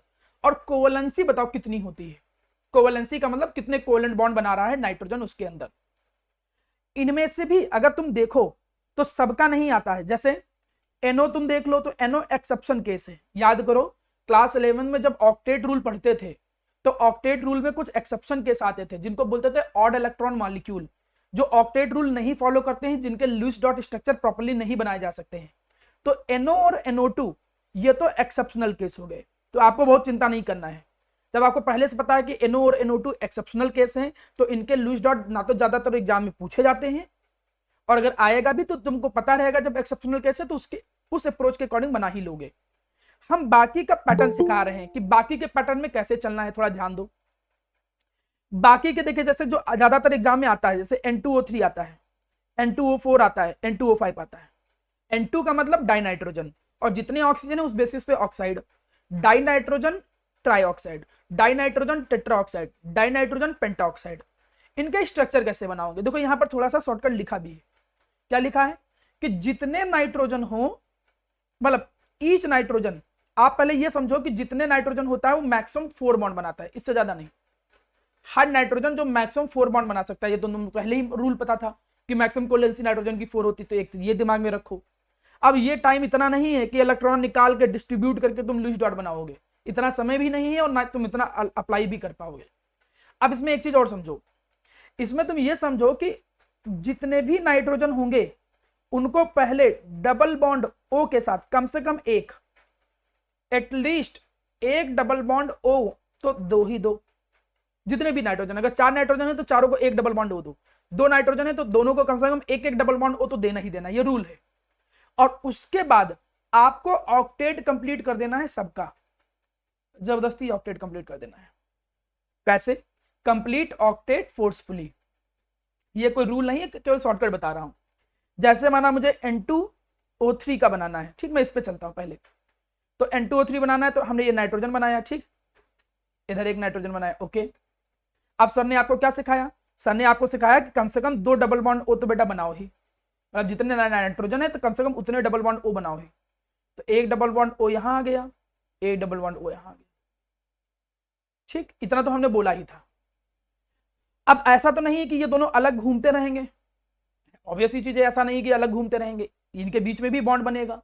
अगर इनके बीच में हमने बॉन्ड बनाया तो नाइट्रोजन के 3 बॉन्ड बन जाएंगे। अभी देखो N2O3 की अगर हम बात करें तो N2O3 में एक ऑक्सीजन बचा हुआ है। अब अगर किसी के मन में आए कि हम सर उस ऑक्सीजन को डबल बॉन्ड O क्यों नहीं कर दे रहे हैं, अगर उसको डबल बॉन्ड O कर दोगे तो तुम खुद देखो नाइट्रोजन की 4 कोवलेंसी पूरी हो गई, और 4 कोवलेंसी पूरी हो गई तो ये इससे कैसे जुड़ेगा। उससे तुम्हें आइडिया लग जाएगा कि भाई ये डबल बॉन्ड O के साथ तो नहीं जुड़ सकता है। इसका मतलब ये हुआ कि जो अगला ऑक्सीजन है वो सिंगल बॉन्ड O के साथ जुड़ेगा, और फिर इनको आपस में भी जोड़ना है तो इनको भी सिंगल बॉन्ड के साथ जोड़ दो, काम कंप्लीट। लगभग स्ट्रक्चर जब कंप्लीट हो गया, अब सबका ऑक्टेट जबरदस्ती कंप्लीट करो। कैसे? इस ऑक्सीजन के पास कितने इलेक्ट्रॉन है, देखो टोटल 2 तो उसके पास में है और टोटल इसके सराउंडिंग में 4 है। तो ऑक्टेट कंप्लीट करने के लिए इसको 4 और देने पड़ेंगे, 8 हो गए। इस नाइट्रोजन के पास देखो 4 है तो उसको 4 और देने पड़ेंगे। इस नाइट्रोजन के पास देखो कितने हैं, 2 2 4, 4 हैं तो उसको 2 इलेक्ट्रॉन और देने पड़ेंगे, तभी ऑक्टेट कंप्लीट होगा। इस नाइट्रोजन के पास देखो 2 इधर 2 इधर 2 इधर। पहले वाले नाइट्रोजन के पास देखो सराउंडिंग में टोटल 8 है, 8 है मतलब इसका ऑक्टेट ऑलरेडी कंप्लीट है। ऑक्सीजन के पास देखो कितने हैं, 2 इलेक्ट्रॉन है तो हमें कितने और देने हैं, 6 और देने हैं। बन गया इसका लुईस डॉट स्ट्रक्चर। मतलब हमें थोड़ी सी ट्रिक लगा के लुईस डॉट स्ट्रक्चर को याद करना है। आप क्या करो, एक रूल को फॉलो करो कि हर नाइट्रोजन को कम से कम एक डबल बॉन्ड O के साथ जोड़ना है। पहला रूल, नाइट्रोजन की कोवलेंसी 4 से ज्यादा हो नहीं सकती है। फिर उसी अप्रोच की थिंकिंग के अकॉर्डिंग चलोगे तो आपको लगभग स्ट्रक्चर मिल जाएगा। स्ट्रक्चर मिल जाने के बाद हर एलिमेंट का ऑक्टेट कंप्लीट करना आपकी जिम्मेदारी है। हर एलिमेंट का ऑक्टेट कंप्लीट कर दो, जितने इलेक्ट्रॉन उसके पास पहले से हैं अच्छी बात है, जितने नहीं उतने डॉट की फॉर्म में बना दो। तो ये देखो पहला लुईस डॉट स्ट्रक्चर हो गया। मैं अगला बना के दिखाता हूं। अब हम लुईस डॉट चलो बनाने की प्रैक्टिस करते हैं, किसका, N2O4 का। चलो N2O4 पे आ जाते हैं। N2O4 के लुईस डॉट स्ट्रक्चर में क्या होगा, वही सेम 2 नाइट्रोजन है, तो चलो पहले 2 नाइट्रोजन बना लो। सर ने क्या सिखा रखा है कि भाई कम से कम एक डबल बॉन्ड O तो 2 ही कम से कम, नाइंसाफी तो करो ना। एक डबल बॉन्ड O उसको दे दिया, एक डबल बॉन्ड O उसको दे दिया। अब सेम वही बात कि अगर मन में आए कि सर अगला डबल बॉन्ड क्या डबल बॉन्ड ओ के साथ नहीं जुड़ सकता है, मतलब अगर मन में आए कि क्या उसको हम डबल बॉन्ड ओ के साथ नहीं जोड़ सकते हैं, तो खुद ही सोचो अगर डबल बॉन्ड ओ के साथ तुम जोड़ भी दिए तो नाइट्रोजन की तो कोवैलेंसी 4 हो गई ना, फिर इससे कैसे जुड़ेगा, साइड वाले से कैसे जुड़ेगा। तो मतलब नेक्स्ट वाले जो ऑक्सीजन है वो डबल बॉन्ड से नहीं जुड़ सकते हैं। जब वो नहीं जुड़ सकते हैं तो बाकी के जो 2 ऑक्सीजन हैं उनको सिंगल बॉन्ड के थ्रू जोड़ो, इनको सिंगल बॉन्ड के थ्रू जोड़ो और किसी के साथ नाइंसाफी ना करो, दोनों को बराबर बराबर ऑक्सीजन बांट दो, ठीक है। अभी भी नाइट्रोजन की कोवैलेंसी 3 ही 3 है, 3 बॉन्ड बने हैं, मतलब इसका मतलब ये दोनों आपस में एक सिंगल बॉन्ड के थ्रू जुड़े होंगे। ये देखो N2O4 का स्ट्रक्चर बन गया। अब जब ये N2O4 का स्ट्रक्चर बन गया तो अब ऑक्टेट तुम्हें कंप्लीट करना है, तो ऑक्टेट तो तुम कंप्लीट कर ही लोगे। कैसे करोगे कंप्लीट, देखो इसके पास 4 इलेक्ट्रॉन है तो 4 इलेक्ट्रॉन प्रोवाइड अलग से, 2 ही इलेक्ट्रॉन है देन प्रोवाइड 6 इलेक्ट्रॉन फर्दर। इसके पास कितने हैं, 2 ही इलेक्ट्रॉन है तो 6 इलेक्ट्रॉन और प्रोवाइड करिए, 6 इलेक्ट्रॉन। इस नाइट्रोजन का ऑक्टेट ऑलरेडी कंप्लीट है, ऑक्सीजन के पास 4 है तो उसको 4 और प्रोवाइड करिए। देखिए सबका ऑक्टेट कंप्लीट है, all the atoms have complete octet. जब सबका ऑक्टेट कंप्लीट है तो अब बॉन्ड देखो, यहां पर ये भी देखो, इस नाइट्रोजन की कोवैलेंसी कितनी है 4 और इस नाइट्रोजन की कोवैलेंसी कितनी है 3। तो कभी कभी क्वेश्चन ऐसे भी पूछ लेता है कि N2O3 में नाइट्रोजन की कोवैलेंसी बताओ कितनी है, तो आप कहोगे सर एक नाइट्रोजन की 4 कोवैलेंसी है, एक की कोवैलेंसी 3 है। Covalency means how many number of covalent bond, nitrogen कितने कोवैलेंट बॉन्ड से जुड़ा है। लेकिन वो कंफ्यूजन ना क्रिएट करने के लिए ऐसे मॉलिक्यूल देता है जिसमें दोनों नाइट्रोजन का सेम हो, जिससे आपको ऐसा कंफ्यूजन भरा आंसर ना हो। तो आप पिछले अगर बोर्ड के क्वेश्चन देखोगे तो क्वेश्चन ऐसा पूछेगा कि what is the covalency of nitrogen in N2O4, N2O4 में नाइट्रोजन की कोवैलेंसी कितनी है, तो आप बताइए N2O4 में नाइट्रोजन की कोवैलेंसी कितनी है, बता सकता है N2O4 में नाइट्रोजन, हाँ वेरी गुड, कोवैलेंसी कितनी है 4। तो ये 1 मार्क का ऑक्साइड में से जो 1 मार्क का क्वेश्चन आता है या तो लुईस डॉट स्ट्रक्चर पूछता है या तो नाइट्रोजन की कोवैलेंसी पूछता है। अब एक लास्ट और बचा है N2O5, उसका स्ट्रक्चर बना दे रहा हूं। N2O5 का मुझे स्ट्रक्चर बनाना है, तो कैसे भाई स्ट्रक्चर बनाएंगे, सेम रूल फॉलो करेंगे जो सर ने सिखाया आपको। भाई 2 नाइट्रोजन हैं, दोनों नाइट्रोजन के साथ कोई नाइंसाफी नहीं, दोनों को एक एक डबल बॉन्ड ओ देना ही देना है, तो एक डबल बॉन्ड ओ इसको दे दिया, एक डबल बॉन्ड ओ इसको दे दिया, वेरी गुड। अब ऑक्सीजन बचे हैं तो एक ऑक्सीजन इसको दे दो, एक ऑक्सीजन इसको दे दो भाई नॉर्मली। अभी भी एक ऑक्सीजन बचा है, अगर एक ऑक्सीजन में किसी नाइट्रोजन से जोड़ भी दूं, हवा में तो तैरता नहीं रहेगा, दोनों हिस्सों को आपस में जुड़ना पड़ेगा और ऑक्सीजन की वैलेंसी 2 होती है, तो देखो ये इस तरीके से जुड़ा होगा, मतलब ये दोनों हिस्से को जोड़ने का काम करेगा। तो अब स्ट्रक्चर जब बन गया एक तरीके से, स्ट्रक्चर बनने के बाद सारा अरेंजमेंट हो गया, अब ऑक्टेट कंप्लीट करो। कैसे, 4 इलेक्ट्रॉन है तो 4 इसको और मिलेंगे, इसके पास देखो ऑक्टेट कंप्लीट, इस नाइट्रोजन का ऑक्टेट पहले से कंप्लीट है, ऑक्सीजन का नहीं कंप्लीट है तो उसको 6 इलेक्ट्रॉन और दे दो, 2 ही थे। इस ऑक्सीजन को मैं कितने इलेक्ट्रॉन दूं, कोई बता सकता है बीच वाले को, इसको कितने इलेक्ट्रॉन देने, 4, वेरी गुड, क्योंकि 2 2 4 सराउंडिंग में है तो 4 इलेक्ट्रॉन मुझे और देने पड़ेंगे। इसके पास 4 है तो इसको 4 इलेक्ट्रॉन और देने पड़ेंगे, इसके पास 2 ही है तो इसको 6 इलेक्ट्रॉन देने पड़ेंगे। बन गया देखो लुईस डॉट स्ट्रक्चर। तो लुईस डॉट स्ट्रक्चर को जो नॉर्मल क्लासिकल ओल्ड मेथड थे क्लास 11th के, उस अप्रोच से मत चलना नाइट्रोजन ऑक्साइड में, आप ऐसे ही थोड़ा स्मूथली जल्दी से बना लोगे और आप बिल्कुल निश्चिंत रहो। यही 3 ही इन बनाने के लिए आते हैं, N2O3, N2O4, N2O5, क्योंकि एग्जामिनर को भी पता है कि जो NO2 है और जो NO है ये एक्सेप्शनल केस है। जब मैं बोल रहा हूं कि ये एक्सेप्शनल केस है ऑक्टेट का, इसका मतलब तुम्हें इनका लुईस डॉट रटना पड़ेगा। इसको ऑड इलेक्ट्रॉन मॉलिक्यूल बोलते हैं, क्यों, क्योंकि नाइट्रोजन के सराउंडिंग में देखो कितने हैं, 4 2 6 7 7 electron are there, that's why these are known as odd electron molecule. तो अब आपका इसका लुईस डॉट स्ट्रक्चर अलग से याद करके ही जाना पड़ेगा, इसका कोई पैटर्न नहीं है। सिमिलरली NO2 का भी ऑड इलेक्ट्रॉन मॉलिक्यूल है, देखिए 2 4 2 6 और एक 7 इलेक्ट्रॉन, 7 इलेक्ट्रॉन आर देयर, तो ये भी ऑड इलेक्ट्रॉन मॉलिक्यूल है। नाइट्रोजन का ऑक्टेट कंप्लीट ना होने की वजह से ये इलेक्ट्रॉन की कमी के तौर पे महसूस करता है, इस वजह से रिजोनेंस भी होने लगता है। रिजोनेंस होने के कारण देखो रिजोनेटिंग स्ट्रक्चर 2 2 बन गए हैं, तो आपको रिजोनेटिंग स्ट्रक्चर बना के दिखाने नहीं है, रिजोनेटिंग स्ट्रक्चर तो बाकी समय भी बन रहे हैं, लेकिन इतना आपको रिजोनेटिंग स्ट्रक्चर नहीं पूछता है, ना तो आपको रिप्रेजेंट करने की जरूरत है। रिप्रेजेंटिंग स्ट्रक्चर में कुछ होता नहीं, खाली डबल बॉन्ड की पोजीशन बदलती है। लेकिन जो क्वेश्चन बनते थे वो क्वेश्चन हमने आपको सिखाए कि नाइट्रोजन के ऑक्साइड में N2O3, N2O4, N2O5 ये मेन होते हैं, इनका लुईस डॉट स्ट्रक्चर और कोवैलेंसी नाइट्रोजन की कितनी होती है ये आपको पता होना चाहिए। N2O5 में भी नाइट्रोजन की कोवैलेंसी कितनी देख पा रहे हो, 4, क्योंकि हर नाइट्रोजन 4 कोवैलेंट बॉन्ड से जुड़ा हुआ है, तो इसकी भी कोवैलेंसी 4 ही है। नाइट्रोजन ऑक्साइड में अभी मैं इतना ही रखता हूं, जब लास्ट में मैं सारे रिएक्शन का ट्रिक डिस्कस करूंगा कि कैसे कैसे याद किया जा सकता है, तो उसी में मैं उसको भी कवर अप करने की कोशिश करूंगा। जितने कवर अप हो जाएंगे ट्रिक में बहुत अच्छी बात है, मोस्ट वेलकम, 80-90% में कवर करूंगा, और जो रह जाएंगे कवर अप करने के अलावा फिर उनको आपको याद करना पड़ेगा, ठीक है। अब आगे बढ़ते हैं। ऑक्साइड तो कई होते हैं, नाइट्रोजन के तो ऑक्साइड पढ़ ली, फास्फोरस के भी कई ऑक्साइड होते हैं, लेकिन फास्फोरस के कई ऑक्साइड में से जो 2 ऑक्साइड हैं ये ज्यादा इंपॉर्टेंट है, एक P4O6 और एक P4O10, ठीक। प्रिपरेशन कोई कठिन नहीं होता है, इन नेचर के अंदर फास्फोरस P4 की फॉर्म में ज्यादा पाया जाता है और बहुत ज्यादा रिएक्टिव भी होता है फास्फोरस। आगे चल के पढ़ोगे भी एंगुलर स्ट्रेन, उसका स्ट्रक्चर के बेसिस पे डिस्कस करेंगे हम कि फास्फोरस बहुत ज्यादा रिएक्टिव होता है, इसीलिए वो ऑक्सीजन के साथ बड़ी इजीली कंबाइन होता है। अब आपको मालूम है 6 ऑक्सीजन जोड़ने तो 3O2 लिख दो, 10 ऑक्सीजन जोड़ने तो 5O2 लिख के हीट कर दो, तो कोई बहुत कठिन टास्क नहीं है। यहां पर फास्फोरस P4O6 और P4O10 इनकी मे भी कभी रिएक्शन कंप्लीट करने के लिए पूछ ले तो आप रिएक्शन कर ले जाओगे। अब ग्रुप 15 में, ग्रुप 15 में केवल नाइट्रोजन फास्फोरस तो है नहीं, है तो और भी एलिमेंट, लेकिन क्या सबके हम ऑक्साइड के स्ट्रक्चर ही पढ़ते रहेंगे? इतना नहीं है सिलेबस में, आपको बस पता होना चाहिए। जैसे आर्सेनिक के भी ऑक्साइड होते हैं कई सारे, एंटीमनी के भी कई सारे ऑक्साइड होते हैं, बिस्मिथ के भी कई सारे ऑक्साइड होते हैं। इनके अंदर से जो कॉन्सेप्चुअल क्वेश्चन आपको पता होना चाहिए वो क्या है कि जो शुरू के ऑक्साइड होते हैं नाइट्रोजन फास्फोरस आर्सेनिक, वो ज्यादा एसिडिक होते हैं। स्टार्टिंग के नाइट्रोजन फास्फोरस आर्सेनिक, ये स्टार्टिंग के ऑक्साइड ज्यादा एसिडिक होते हैं और नीचे आने पे एसिडिक करेक्टर डिक्रीज होता है। ऐसे समझो, नाइट्रोजन फास्फोरस आर्सेनिक ये क्या होते हैं? एसिडिक नेचर के। और यहीं पे जो एंटीमनी का ऑक्साइड होता है ये किस नेचर का होता है? बेसिक नेचर का, सॉरी एम्फोटेरिक। एम्फोटेरिक का मतलब जो एसिड बेसिक दोनों होता है। और नीचे आ गए nitrogen phosphorus arsenic, antimony, bismuth, और बिस्मिथ का ऑक्साइड कैसा होता है? बेसिक नेचर का।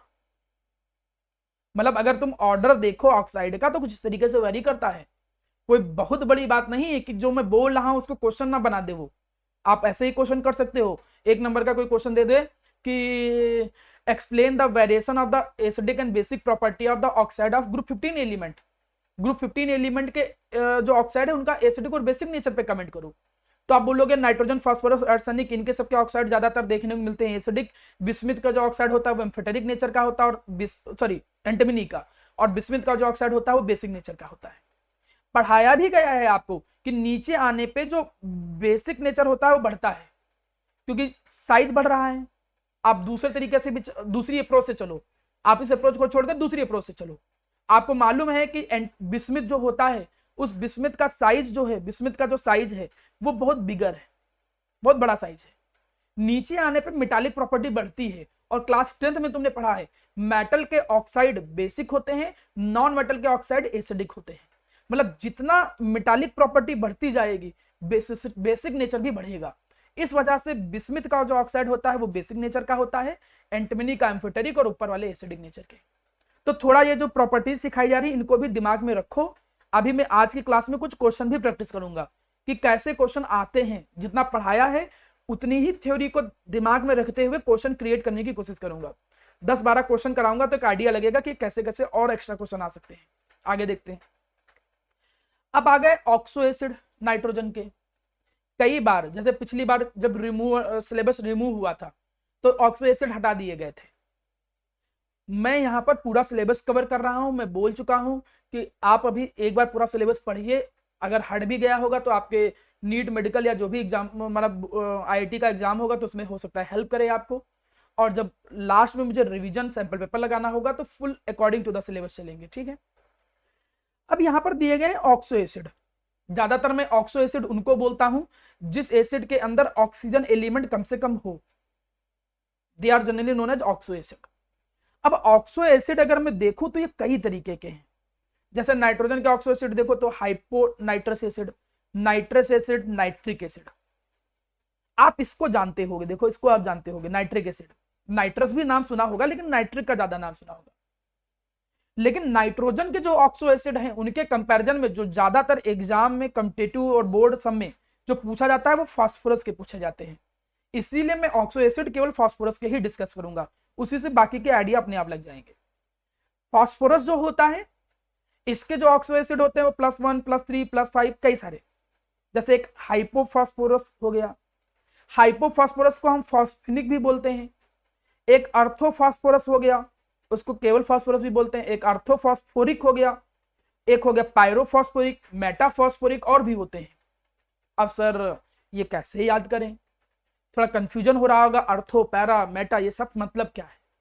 तो पहले मैं इसका मतलब याद कराने की कोशिश करता हूं, क्योंकि कभी कभी क्वेश्चन ऐसे आ जाता है, आता था जब सिलेबस में था, माना अभी भी बोर्ड में क्वेश्चन आ सकता है कि यार बताओ अर्थोफॉस्फोरिक एसिड जो है, अर्थोफॉस्फोरिक एसिड का करेक्ट स्ट्रक्चर कौन है, सही स्ट्रक्चर कौन है, and find the basicity of that acid. Acid की बेसिसिटी बताओ। अरे भाई कंफ्यूज मत होना, एसिड की बेसिसिटी का मतलब जानते हो, बेसिसिटी क्या होता है, कोई बताएगा क्या मतलब होता है बेसिसिटी का, कोई लोग? What is mean by basicity of acid? हाँ, कोई एसिड कितने ना H प्लस, हाँ, कोई भी एसिड कितने H प्लस आयन लूज करता है वो एसिड की बेसिसिटी कहलाता है। तो कभी कभी जो ऑक्सो एसिड है उनकी बेसिसिटी कितना है ये भी एग्जाम में आता है। तो पहले मुद्दे पे आते हैं, नाम याद करने की। नाम याद करता हूं, यहां पे जो अर्थो वर्ड होता है, अर्थो वर्ड यूज किया जाता है मतलब नॉर्मल कंडीशन के लिए। कोई अगर नॉर्मल नाम है तो हम या तो अर्थो यूज करें या केवल यूज करें। जैसे अगर ये फॉर्मूला है तो मैं इसको केवल फॉस्फोरिक भी बोल सकता हूं और अर्थोफॉस्फोरिक भी बोल सकता हूं। मतलब अगर नाम में कोई बदलाव नहीं किया गया, एक सिंपल तरीका, तो सिंपल में केवल अर्थो भी ऐड करते हैं, नॉर्मल भी लिख सकते हैं, उसमें कोई खास अलग टर्म नहीं है।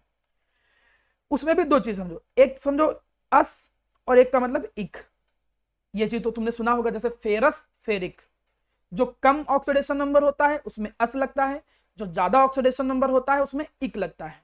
आप थोड़ा ध्यान सुनो, अगर मैं फास्फोरस में यहां ऑक्सीडेशन नंबर निकालूं H3PO4, देखो यहां पर थोड़ा H3PO4 कहां गया भैया, H3PO4, ये देखो ऑक्सीडेशन नंबर कितना है, +5। तो यहां पर ऑक्सीडेशन नंबर कितना है, +5 फास्फोरस का, और यहां पर ऑक्सीडेशन नंबर कितना है, +3। निकाल लो, पता चला तुमको, यही नहीं पता चला कैसे निकला। H3PO4 था, फास्फोरस का ऑक्सीडेशन नंबर निकालना था तो 3, हाइड्रोजन का +1 होता है ऑक्सीडेशन नंबर, फास्फोरस का निकालना है तो x, ऑक्सीजन का -2 = 0, तो 8 - 3 +5। तो आपने देखा कि यहां पर फास्फोरस का ऑक्सीडेशन नंबर +5 होता है। एक दूसरा तुमने देखा H3PO3, H3PO3 में ऑक्सीडेशन नंबर निकाला तो 3 +1, यहां पर x, 3 - 2 = 0, तो यहां पर +3 आया। और आप जानते थे पहले से, मुझे बताने की जरूरत नहीं है कि नाइट्रोजन को अगर छोड़ा जाए तो बाकी का जो जनरल ऑक्सीडेशन स्टेट होता है या तो +5 होता है या तो +3 होता है।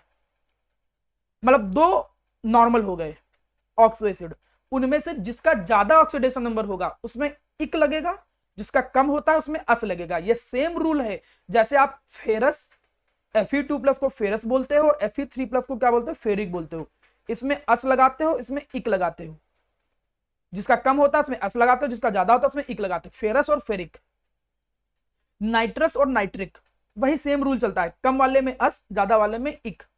तो भाई अब पता चल जाएगा, इसमें हम फास्फोरिक लगाएंगे क्योंकि ज्यादा ऑक्सीडेशन नंबर, इसमें अस लगाएंगे। तो दो तो तुम याद ही कर लो, H3PO3 और H3PO4। शुरुआत यहीं से करो, H3PO3 और H3PO4, कोई बहुत कठिन चीज नहीं है। ऑक्सीडेशन नंबर ज्यादा है तो ऑक्सीजन भी ज्यादा है, तो +5 यहां है, +3 यहां पे।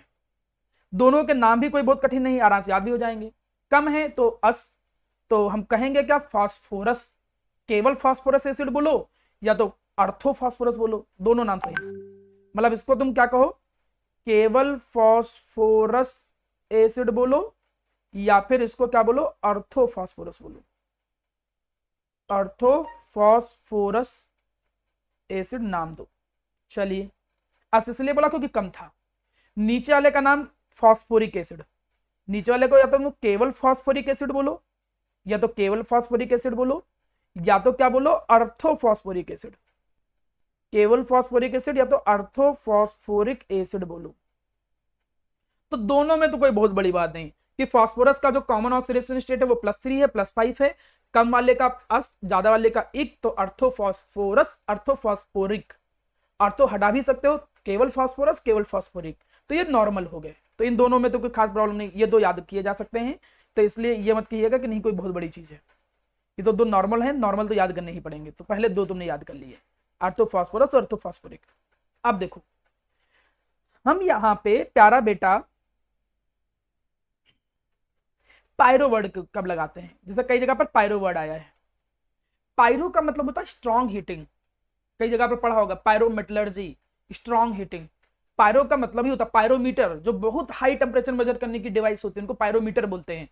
नॉर्मल थर्मामीटर डालोगे थर्मामीटर गल जाएगा, तो जैसे जहां पर हजारों डिग्री सेल्सियस होता है वहां थर्मामीटर थोड़ी काम करेगा, तो पायरो बोलते हैं, वो लाइट की इंटेंसिटी पे काम करते हैं सब।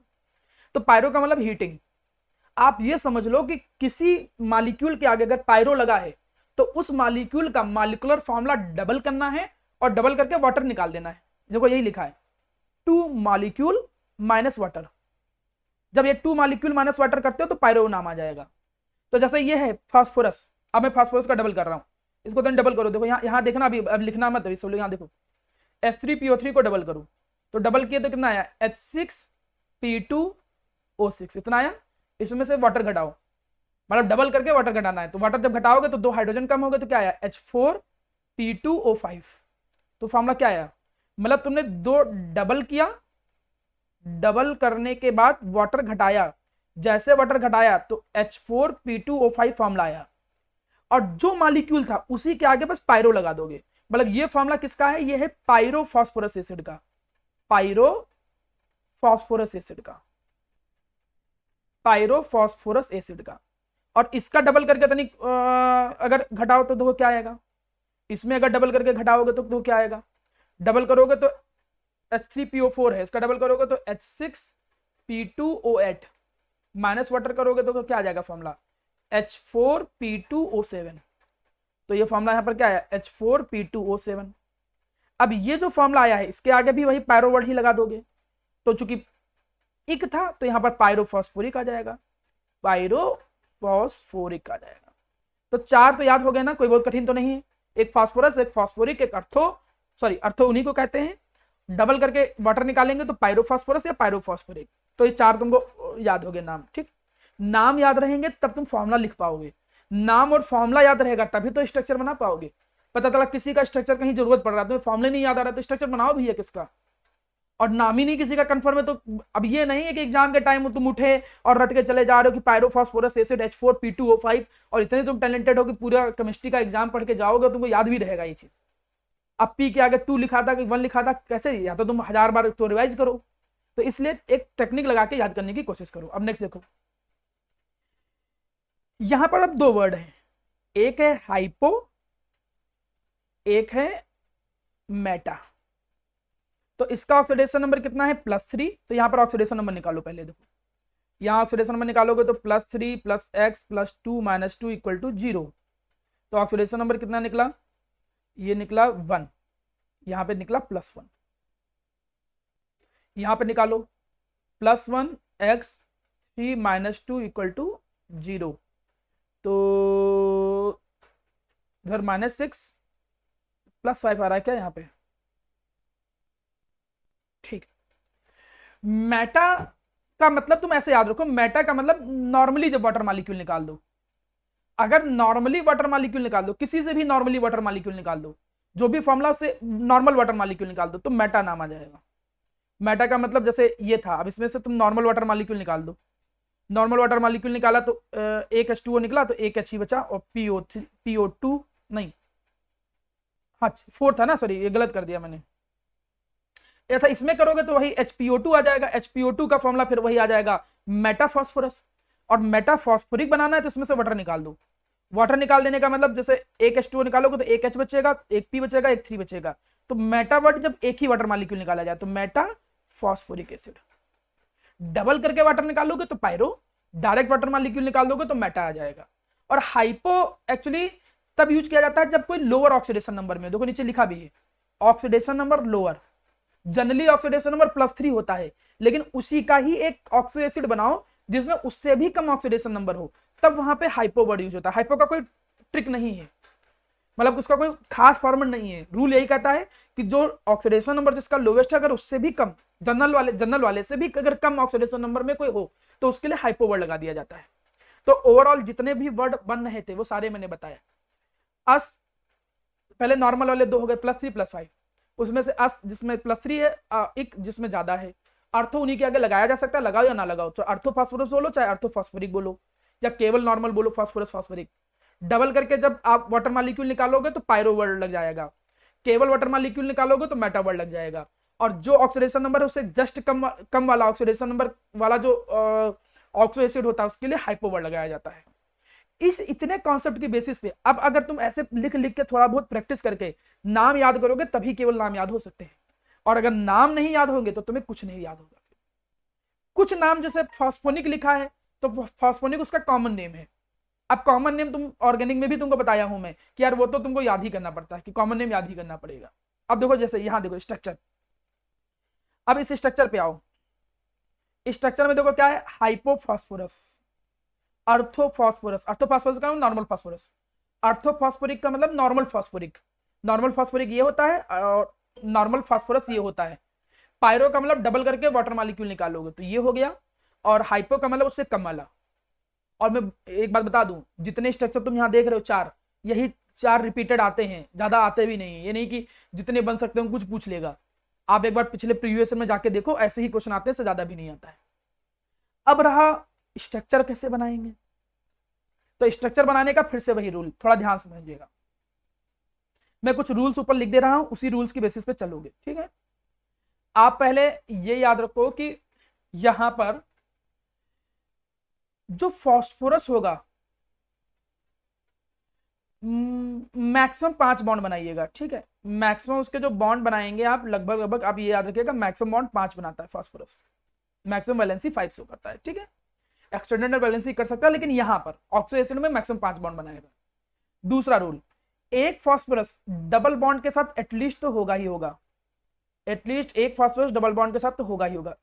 ये रेस्ट जितने भी, ये याद रखा, रेस्ट ऑक्सीजन फॉर्म OH, ये रूल डायरेक्ट याद रखना, जितने भी रेस्ट ऑक्सीजन है वो फॉर्म OH, वो OH बनाएंगे ही बनाएंगे। ये बात बहुत अच्छे से दिमाग में बैठा लो, और बाकी तुम एडजस्ट कर लोगे। फिर जब ये 3 चीजें याद रखोगे फिर स्ट्रक्चर याद हो जाएगा। मैक्सिमम फॉस्फोरस 5 बॉन्ड बना सकता है, हर फॉस्फोरस कम से कम एक डबल बॉन्ड O के साथ जुड़ा ही होगा, और बाकी के जितने ऑक्सीजन है वो OH के साथ जुड़े होंगे। ये रूल याद रखो। अब एक एक करके स्ट्रक्चर बना रहा हूं, ठीक है, ध्यान दो। जैसे H3PO2, H3PO2 में पहले फॉस्फोरस 2 ऑक्सीजन है तो उसमें से एक डबल बॉन्ड O के साथ आएगा ही आएगा। ध्यान सुनिएगा, बाद में मुझे मत बोलिएगा यहाँ स्ट्रक्चर आता है, लूज डॉट नहीं आता, चलिए बहुत प्रॉब्लम नहीं है। लूज डॉट भी आएगा तो ऑक्टेट जबरदस्ती कंप्लीट करना है खाली। अब एक ऑक्सीजन बच रहा है, मैंने क्या कहा था, रेस्ट ऑक्सीजन OH के साथ, तो ये OH के साथ बच गए। हाइड्रोजन कितने कवर हुए, एक ही, 2 हाइड्रोजन भी बच रहे हैं तो 2 हाइड्रोजन नॉर्मली जुड़ेंगे, 2 हाइड्रोजन नॉर्मली जुड़ेंगे, ठीक। आगे देखो H3PO3 में देखो स्ट्रक्चर ऑफ H3PO3, H3PO2 हो गया, अब H3PO3 में एक फॉस्फोरस, आपको मालूम है कि एक डबल बॉन्ड O आएगा ही आएगा। जितने ऑक्सीजन बच जाएंगे, 2 ऑक्सीजन बचे, वो सब OH के साथ आएंगे, तो 2 OH यहां बन गए। H अब कितना बच रहा है, एक H, तो एक H सिंगल बॉन्ड के साथ जुड़ेगा, तो इसका स्ट्रक्चर आ गया।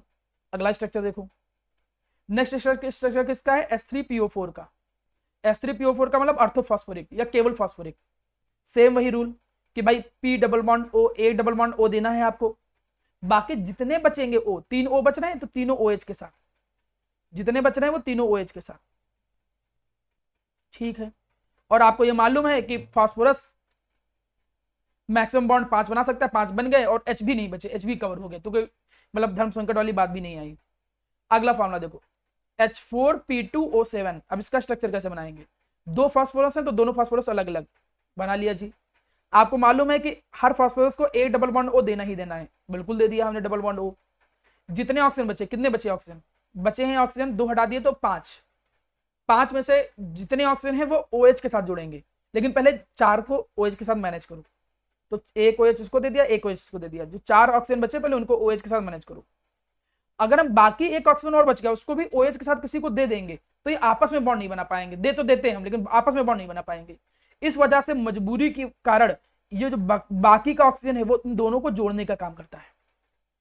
मैं तुमको बता दूं, इवन IIT मेन में ऐसे ही क्वेश्चन आता है, सीधे ऐसे ही क्वेश्चन आ जाएगा कि how many POP bond are present in pyrophosphoric acid. मतलब भाई बस ऐसा क्वेश्चन पूछ लेगा, बाकी समय बेसिसिटी पूछ रहा है, इसमें थोड़ा ऐसे क्वेश्चन पूछ लेगा।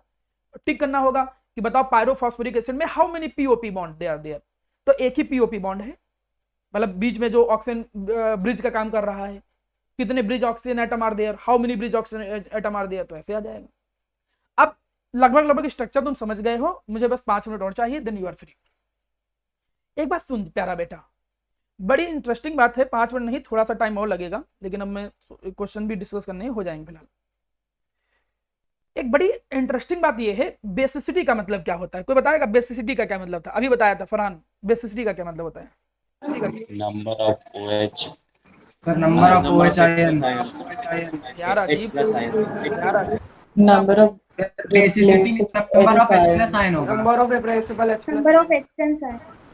बेटा पहले तो आपस में एक ही बताओ, नंबर ऑफ OH माइनस नहीं होता है उसी बेटा, बेसिसिटी का मतलब होता है number of H plus ion. कौन कितने H प्लस आयन डोनेट करता है, कौन कितने H प्लस आयन रिलीज करता है, वही बेसिसिटी होता था। जैसे HCl की बेसिसिटी कितनी होती थी? 1। यहां कहां से OH आ जाएगा HCl के अंदर? तो अब बेसिक रूल को थोड़ी बोलो कि नहीं तुमको थोड़ा बहुत पढ़ लिया तो उसके चक्कर में। हाँ ये बात जरूरी है कि हम OH को देख के ही बताएंगे, क्योंकि यही यहाँ पे बड़ा इंटरेस्टिंग फैक्टर है। क्या इंटरेस्टिंग फैक्टर है? कि जो H प्लस रिलीज होता है वो ये वाला नहीं रिलीज होता है। ये बड़ा अजीब है कि जो डायरेक्ट फास्फोरस के साथ जुड़ा है वो H नहीं रिलीज होता है। कारण ये है क्योंकि इलेक्ट्रोनेगेटिविटी का डिफरेंस यहां नहीं ज्यादा है, रिलीज यही वाला H होता है जो O के साथ जुड़ा है। क्यों? क्योंकि यहां पे पोलैरिटी आ जाती है, इलेक्ट्रोनेगेटिविटी का डिफरेंस काम भर का है, इसकी वजह से जो H प्लस रिलीज होता है वो OH से ही निकलता है।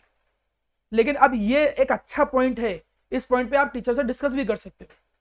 अगर कोई तुमको बोले कि हाँ ये बात सही, कितने OH है, नंबर ऑफ OH, उसको तुम बेसिसिटी बोलो तो एक बार समझ में आता है। लेकिन अगर कोई तुमको ये पढ़ा रहा है कि कितने OH माइनस कोई रिलीज करता है, जैसे ये है, यहां तुम देखो कि कितने एक OH माइनस रिलीज, टीचर कभी कभी गलती भी कर देते हैं कि कोई कहे कि एक OH माइनस रिलीज हो रहा है, यहाँ 2 OH माइनस रिलीज होंगे, यहाँ 3 OH माइनस रिलीज होंगे, इस वजह से कोई बोले कि बेसिसिटी है। ये गलत रूल है, ये बिल्कुल गलत बात है। OH माइनस को बेसिसिटी कहते ही नहीं है, इसको एसिडिटी कहते हैं, और ये तुमने पढ़ा है 10th से पढ़ा हुआ है, तो अपने 10th के कॉन्सेप्ट को थोड़ी बदल दोगे। यहां रिलीज H प्लस ही होगा, लेकिन H प्लस कौन रिलीज करेगा? ये OH, क्योंकि ये बॉन्ड यहां से नहीं टूटेगा, ये बॉन्ड O और H से टूटेगा। तो रिलीज कौन कर रहा है? H प्लस, OH ही रिलीज कर रहा है। इस वजह से हम ये कहते हैं कि जितने OH हैं उतनी ही बेसिसिटी है, लेकिन इसका ये मतलब नहीं है कि OH माइनस कितने रिलीज हो रहे हैं। यहां OH माइनस रिलीज ही नहीं होता है, ये एसिड है तो H प्लस ही रिलीज होगा। इस वजह से OH को देख के भले हम बेसिसिटी बताते हो, लेकिन बेसिसिटी का असली मतलब होता है number of OH, number of H plus release by any molecule, that is known as basicity. हाँ वो H प्लस रिलीज करता है OH ही, क्योंकि O और H के बीच में इलेक्ट्रोनेगेटिविटी का डिफरेंस है, इसलिए उसी को देख के ही बताया जाता है। यहां बेसिसिटी कितनी है? 1। इसकी बेसिसिटी कितनी है? 2 OH है तो 2 है। इसकी बेसिसिटी कितनी है? 3। इसकी बेसिसिटी कितनी है? 4। टिक करने के लिए भी आ सकता है, 1 नंबर का क्वेश्चन आ जाएगा कि फॉस्फोरिक एसिड की बेसिसिटी कितनी होती है? 3। फॉस्फोरस एसिड की बेसिसिटी कितनी होती है? 2। जल्दी जल्दी स्ट्रक्चर बनाओ, कोई बहुत कठिन बात नहीं है। आपको अगर फॉर्मूला याद है तो 2 सेकंड के अंदर आप फॉर्मूला बनाओगे, स्ट्रक्चर बनाओगे, बेसिसिटी निकाल ले जाओगे। मेरी ये चीज समझ में आ रही अभी का जो मैंने पढ़ाया था? अभी क्या मैंने क्या यहाँ पर बोला है, अभी जो मेन कॉन्सेप्ट बता रहा था मैं? तो बेसिसिटी का जो H निकलेगा वो OH की उससे निकलेगा। मतलब बेसिसिटी का मतलब है number of H plus ion, वो H प्लस OH से निकलता है, इसलिए हम OH काउंट करते हैं। लेकिन कोई तुमको ये पढ़ाए कि OH माइनस कोई कितने रिलीज करता है, वो है बेसिसिटी, ये गलत है। Phosphoric acid OH minus release ही नहीं करता है, वो H प्लस ही रिलीज करता है। हम H प्लस से ही बेसिसिटी डिफाइंड करते हैं, और वो H प्लस यहाँ पर कॉन्सिडेंटली OH से रिलीज होता है। ये चीज याद हो जानी चाहिए। यहाँ तक की बात क्लियर हो गई फरहान और कोई भी बच्चा? यहाँ तक चीज क्लियर है ना? आगे बढ़ता हूँ, ध्यान दो। Yes sir. अब मैं ज्यादा कुछ नहीं पढ़ाऊंगा, मैं जितना अभी आपने पढ़ा उसके कुछ क्वेश्चन प्रैक्टिस करा देता हूँ, और फिर आप लोग फ्री हो।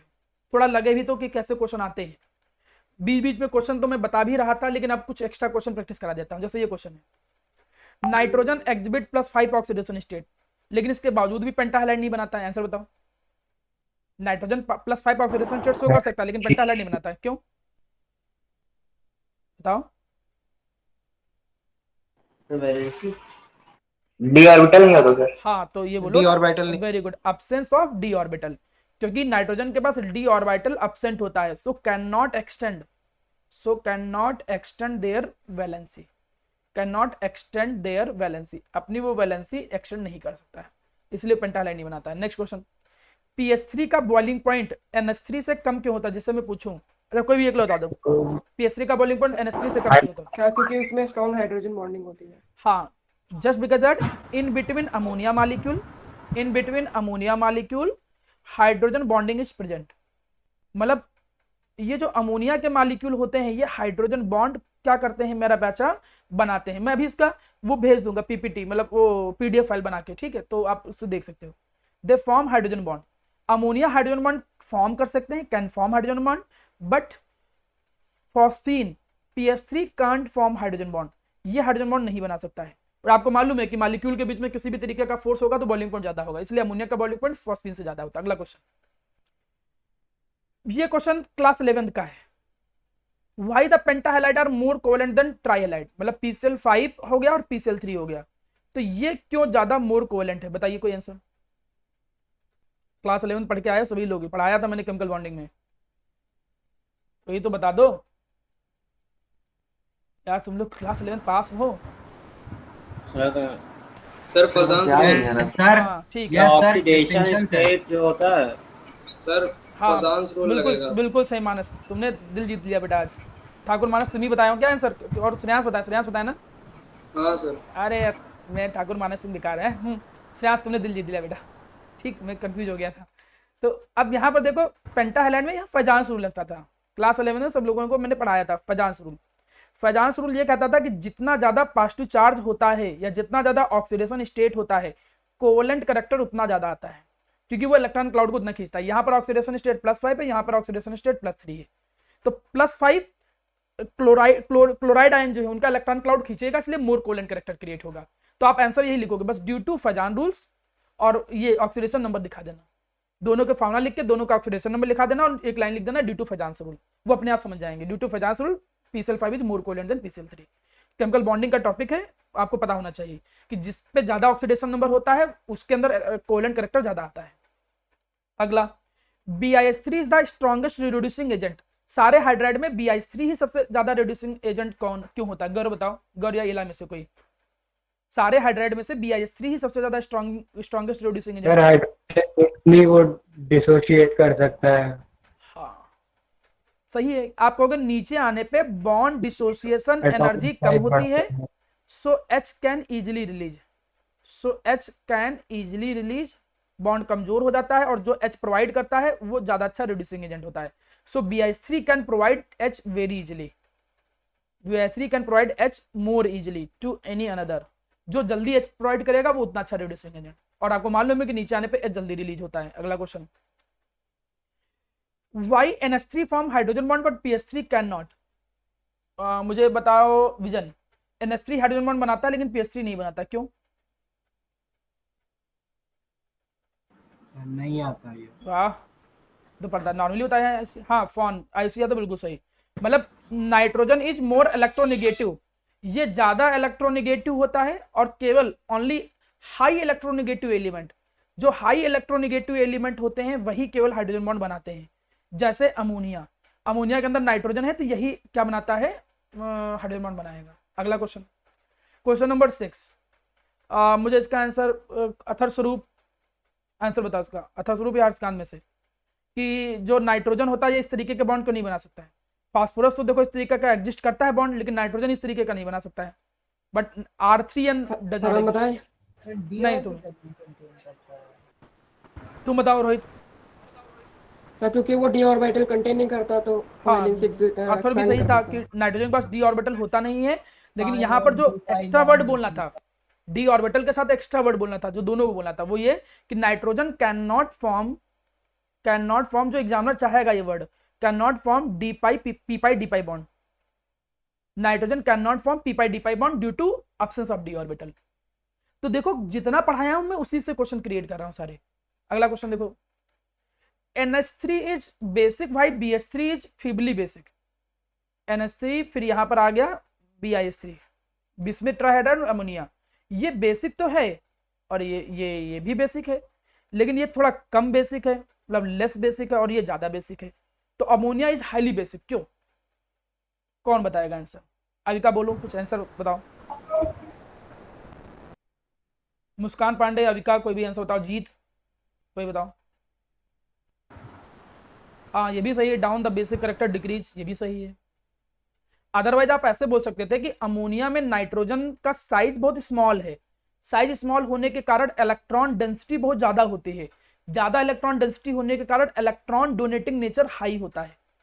तो आप बोलोगे in ammonia central atom have small size so have the high electron density so easily can lose the electron, मतलब सॉरी लूज नहीं, have the greater tendency to donate the electron, ठीक है, और इसके कारण वो ज्यादा बेसिक होते हैं। नहीं याद आ रहा तो ऐसे ही सीधे बोल दो कि नीचे आने पे बेसिक करेक्टर डिक्रीज होता है, बस बात खत्म, तो उससे भी काम चल जाएगा। अगला क्वेश्चन,